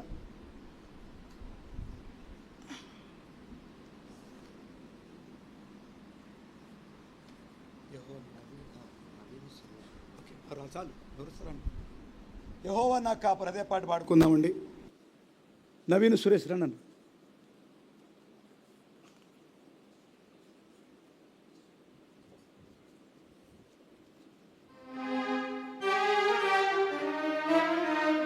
సాంగ్ నెంబర్ 54, 54వ పాట.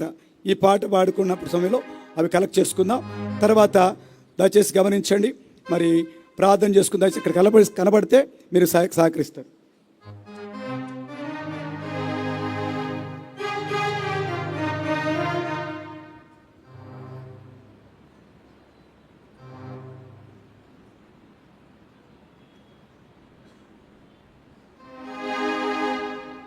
యెహోవా నా కాపరి, నాకు లేమి లేదు. పచ్చికగల చోట్ల మచ్చికతో నడుపును. యెహోవా నా కాపరి, నాకు లేమి లేదు. పచ్చికగల చోట్ల మచ్చికతో నడుపును. మరణపు చీకటిలో తిరుగుచుండినను ప్రభు యేసు నన్ను కరుణతో ఆదరించు. మరణపు చీకటిలో తిరుగుచుండినను ప్రభు యేసు నన్ను కరుణతో ఆదరించు. యెహోవా నా కాపరి, నాకు లేమి లేదు. పచ్చికగల చోట్ల మచ్చికతో నడుపును. పగవారి ఎదుట ప్రేమతో రొక్కవేందు. ప్రభు సిద్ధము చేయు పరవశము నెదను.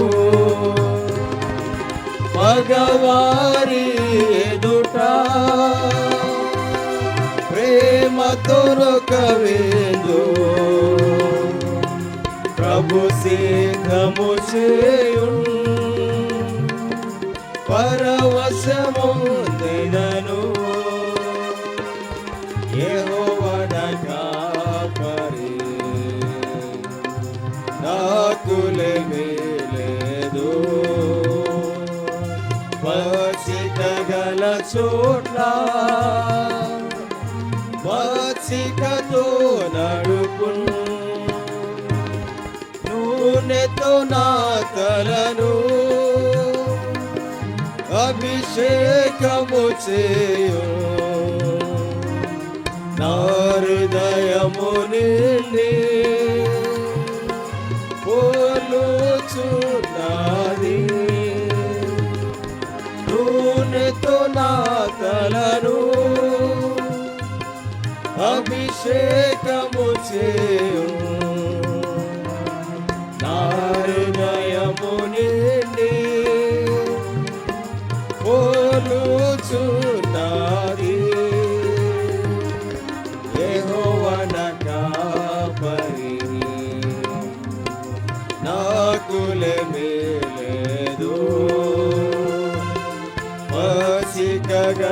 చోట్ల వాచికతో నడుపు చిరకాలము నేను ప్రభు మందిరములో వసించెద నిరతం సంతసముగనోను చిరకాలము నేను ప్రభు మందిరములో వసించెద నిరతం సంతసముగనోను యెహోవా నా కాపరి నాకులేమీ లేదు వాచికగల చోట్ల వాచికతో నడుపు యెహోవా నా కాపరి నాకులేమీ లేదు వాచికగల చోట్ల వాచికతో నడుపు. దస్ గమనించండి, మరి క్యాంపుకి వచ్చిన వారికి ఆ విధాలా ప్రయాసపడుతున్న వారందరికీ హెబ్రోన్లోనే భోజన సవాసం ఉంటుంది రాత్రికి. దయచేసి హెబ్రోన్లో ఉంటుంది. దయచేసి భోజన సహవాసం హెబ్రోన్లో ఉంటుంది. దయచేసి భోజన సహవాసం కొరకే మరి చివరిగా అందరూ పాల్గొంది అందులో సహకరించారు. చాలా వందనాలు. క్యాంపు ఆరంభం కాక మునిపే మరి చాలా సిద్ధపాటి పనుల్లో మరి చాలామంది సహకరిస్తూ వచ్చారు. మరి వారికి పేరు పేరున మరి వందనాలు చెప్తా ఉన్నాం. ఆరంభం నుండి కూడా తర్వాత మరి ఇక్కడ కూర్చున్నామంటే మనం క్షేమంగా మరి అన్ని విషయాలు దేవుడు సహాయపడ్డాడంటే చక్కటి మాట్లాడినామంటే రహస్యంగానో మరి పరోక్షంగానో ఎంతోమంది ప్రార్థన చేస్తూ వచ్చారు, ఎంతోమంది సమర్పించుకుంటూ వచ్చారు. ఆ విధంగా గొప్ప కార్యాలని దేవుడు గొప్ప కార్యాలు జరిగించి గొప్ప దేవుడికి బయలుపరుచుకుంటూ వచ్చాడు. ముఖ్యంగా వాతావరణ విషయంలో ఆనాడు భక్సింగారున్న దినాల్లో మన దేవుడు లేడా మరి అట్లా ప్రూవ్ చేస్తూ వచ్చాడు. కాబట్టి ఈ విశ్వాసాన్ని కాపాడుకుంటూ ప్రభు కొరకై జీవిస్తూ ఇంకా గొప్ప కార్యాలు మనం చూడాలని పట్టుదలతో ప్రార్థన చేసి సమర్పణతో ప్రయాసపడిన ప్రతి బిడ్డకి ప్రతి సహోదరుడికి అందరూ ప్రయాసపడ్డారు. ఒక కార్యం సక్సెస్ కావాలంటే అందరూ ప్రయాసపడితేనే, కుటుంబం అంతా ప్రయాసపడితేనే అది సక్సెస్ అవుతుంది.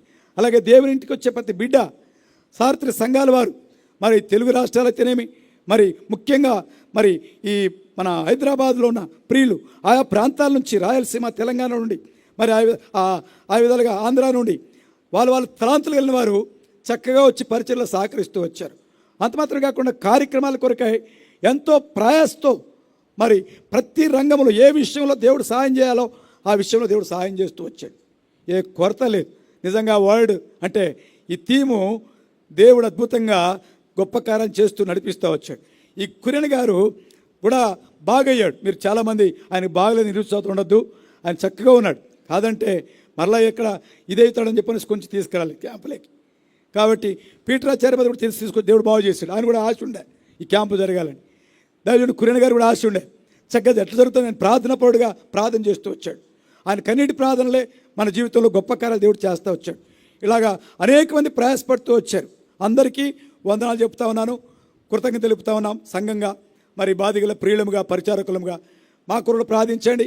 ఇక ఏ అసమాధానం లేకుండా సమస్తం సమాధానకరంగా దైవికంగా సంపూర్ణంగా దేవుడు రాక పర్యంతం సిద్ధపరచబడినట్లు ప్రతి ఒక్కరిలో శిలువ కార్యం జరిగించబడినట్లుగా దేవుని మహిమ కొరకు జీవించినట్లుగా పట్టుదలతో ప్రార్థనలు జ్ఞాపకం పెట్టుకోండి. మేము మీ కొరకు ప్రార్థన చేస్తాం. మమ్మల్ని మీ ప్రార్థనలో మర్చిపోవద్దు, సంఘాన్ని మర్చిపోవద్దు. ఎప్పుడు ఇంకా యూనివర్సల్ సంఘాన్ని ప్రపంచమంతరికి ఎట్టుకోవడం కనుక గొప్ప కార్యాలు చూసినట్లుగా ఇంకా ఇంటర్నేషనల్ క్యాంపు జరగాలి. కాన్వకేషన్ కూడా ప్రభు చిత్తం అయితే అది కూడా దేవుడు ద్వారాలు తెరిచినట్లుగా ప్రార్థించండి. ఇప్పుడు సరిపోవడంలా దేవుడు గొప్ప కార్యం జరిగే బాగా ప్రార్థించండి. ప్రార్థించుకుందాం. చివరిగా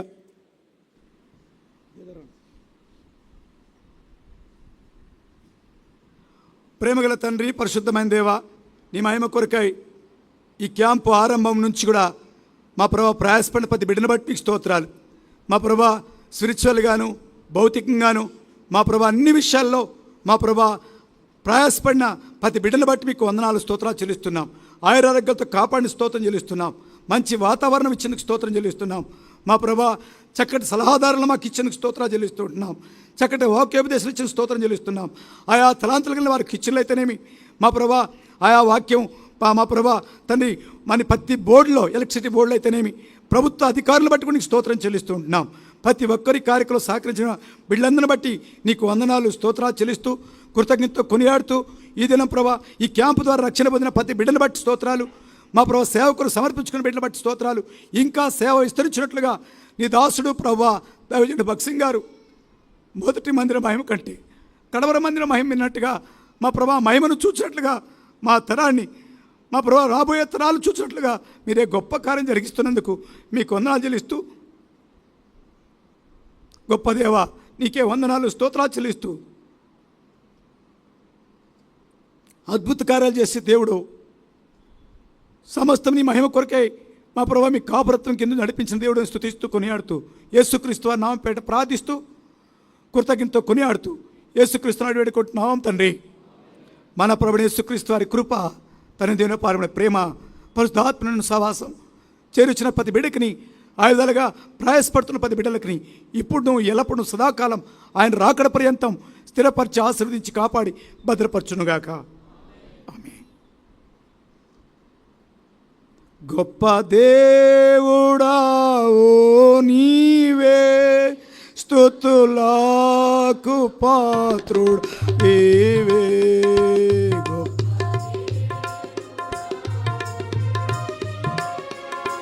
స్తుతులకు పాత్రుడు నీవే. ఆపాక ఆదించు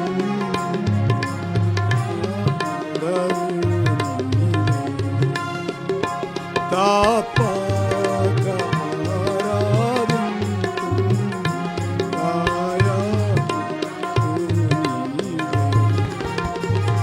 రుచి చూచి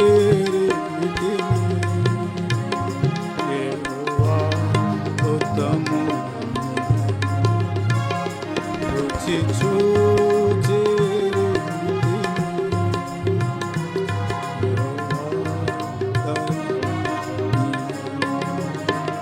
ద్రాక్షాగుణాశ్రయించి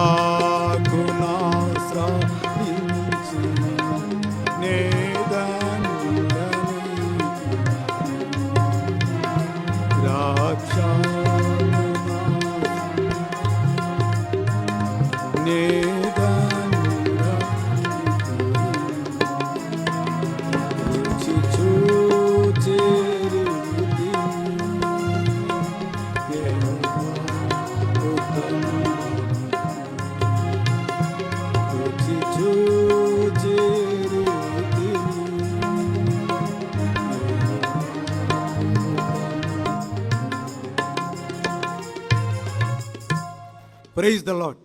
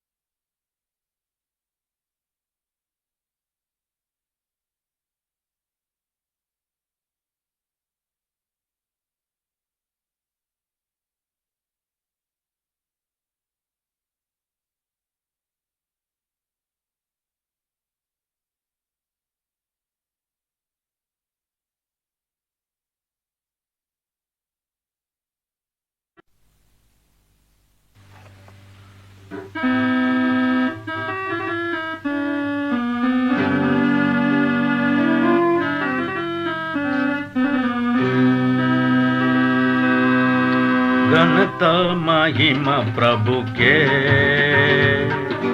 ఘనత మహిమ ప్రభుకే, తరతరములలో తనకే చెల్లునుగాక.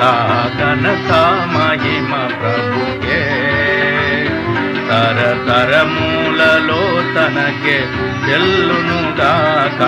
ఘనత మహిమ ప్రభుకే.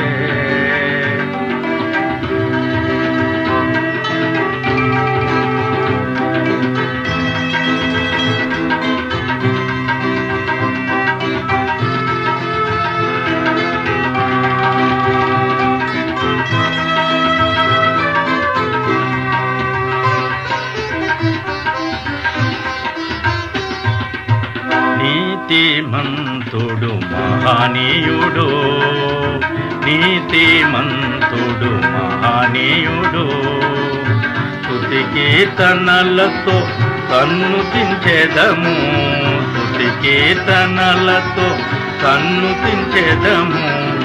అద్భుతములను చేయు దేవుడు, అద్భుతములను చేయు దేవుడు, వినితించెదము విమలాత్ముడని, వినితించెదము విమలాత్ముడని.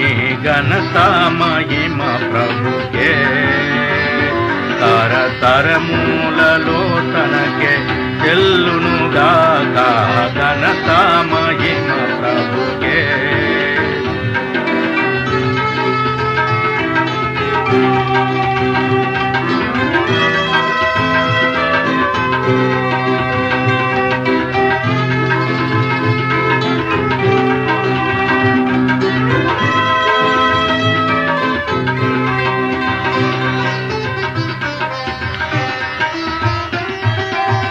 పావన ప్రభు యేసుండు, పావన ప్రభు యేసుండు, పరమ దివెనలు మనకొసగెనుగా, పరమ దివెనలు మనకొసగెనుగా.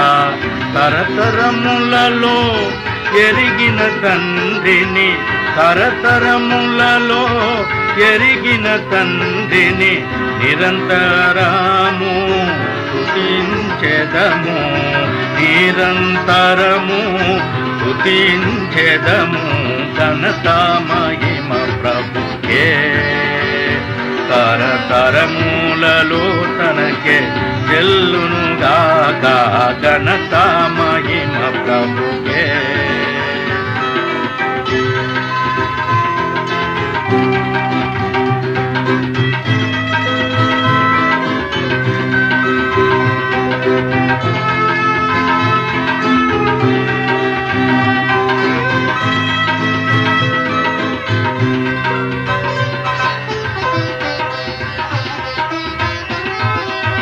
మనలను సిలువ రక్తముతో, మనలను సిలువ రక్తముతో కొని సమకూర్చెను సంగముగాను, కొని సమకూర్చెను సంగముగాను.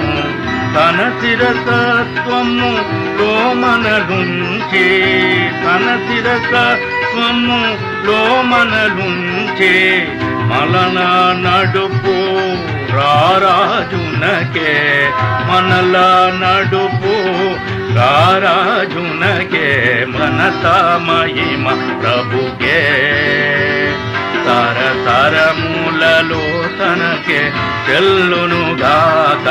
ఘనత మహిమ ప్రభుకే.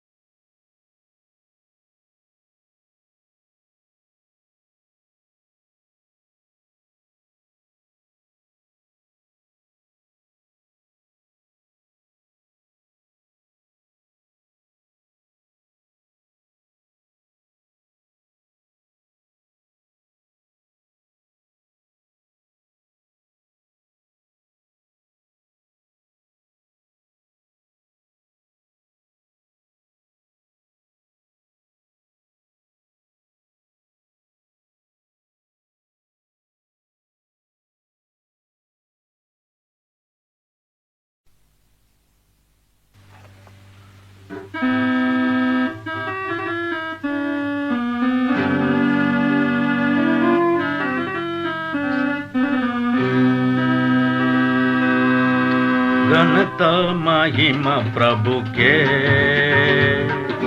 ఘనత మహిమ ప్రభుకే, తరతరములలో తనకే చెల్లునుగాక. ఘనత మహిమ ప్రభుకే, తరతరములలో తనకే చెల్లునుగాక. ఘనత మహిమ ప్రభుకే.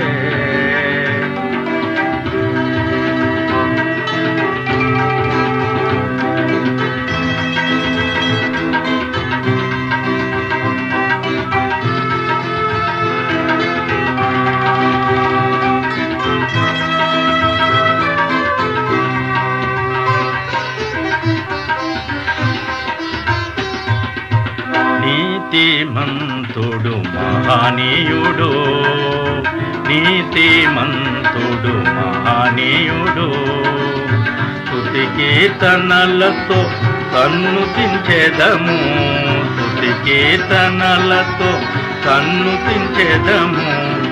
అద్భుతములను చేయు దేవుడు, అద్భుతములను చేయు దేవుడు, వినితించెదము విమలాత్ముడని, వినితించెదము విమలాత్ముడని. ఘనత మహిమ ప్రభుకే, తరతరములలో తనకే చెల్లునుగాక. ఘనత మహిమ ప్రభుకే.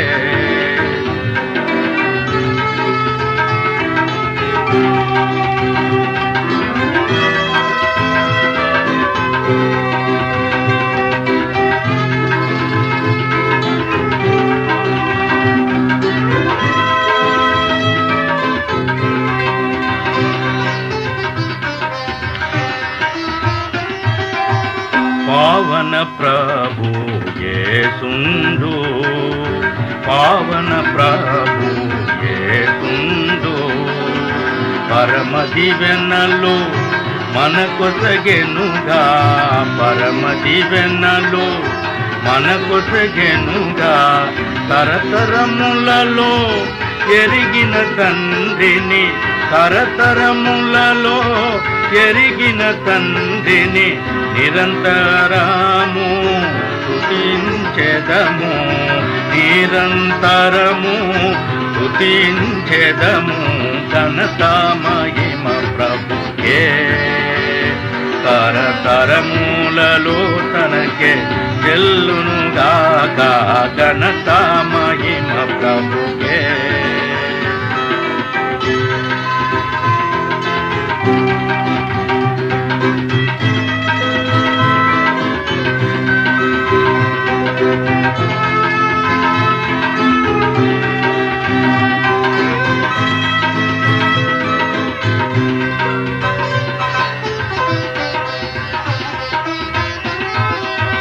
మనలను సిలువ రక్తముతో, మనలను సిలువ రక్తముతో కొని సమకూర్చెను సంగముగాను, కొని సమకూర్చెను సంగముగాను. తన శిరసత్వము లోమనలుంచే, తన శిరసత్వము లోమనలుంచే. మలన నడుపు రారాజునకే, మనల నడుపు రారాజునకే. ఘనత మహిమ ప్రభుకే, తరతరములలో తనకే చెల్లునుగాక. ఘనత మహిమ ప్రభుకే.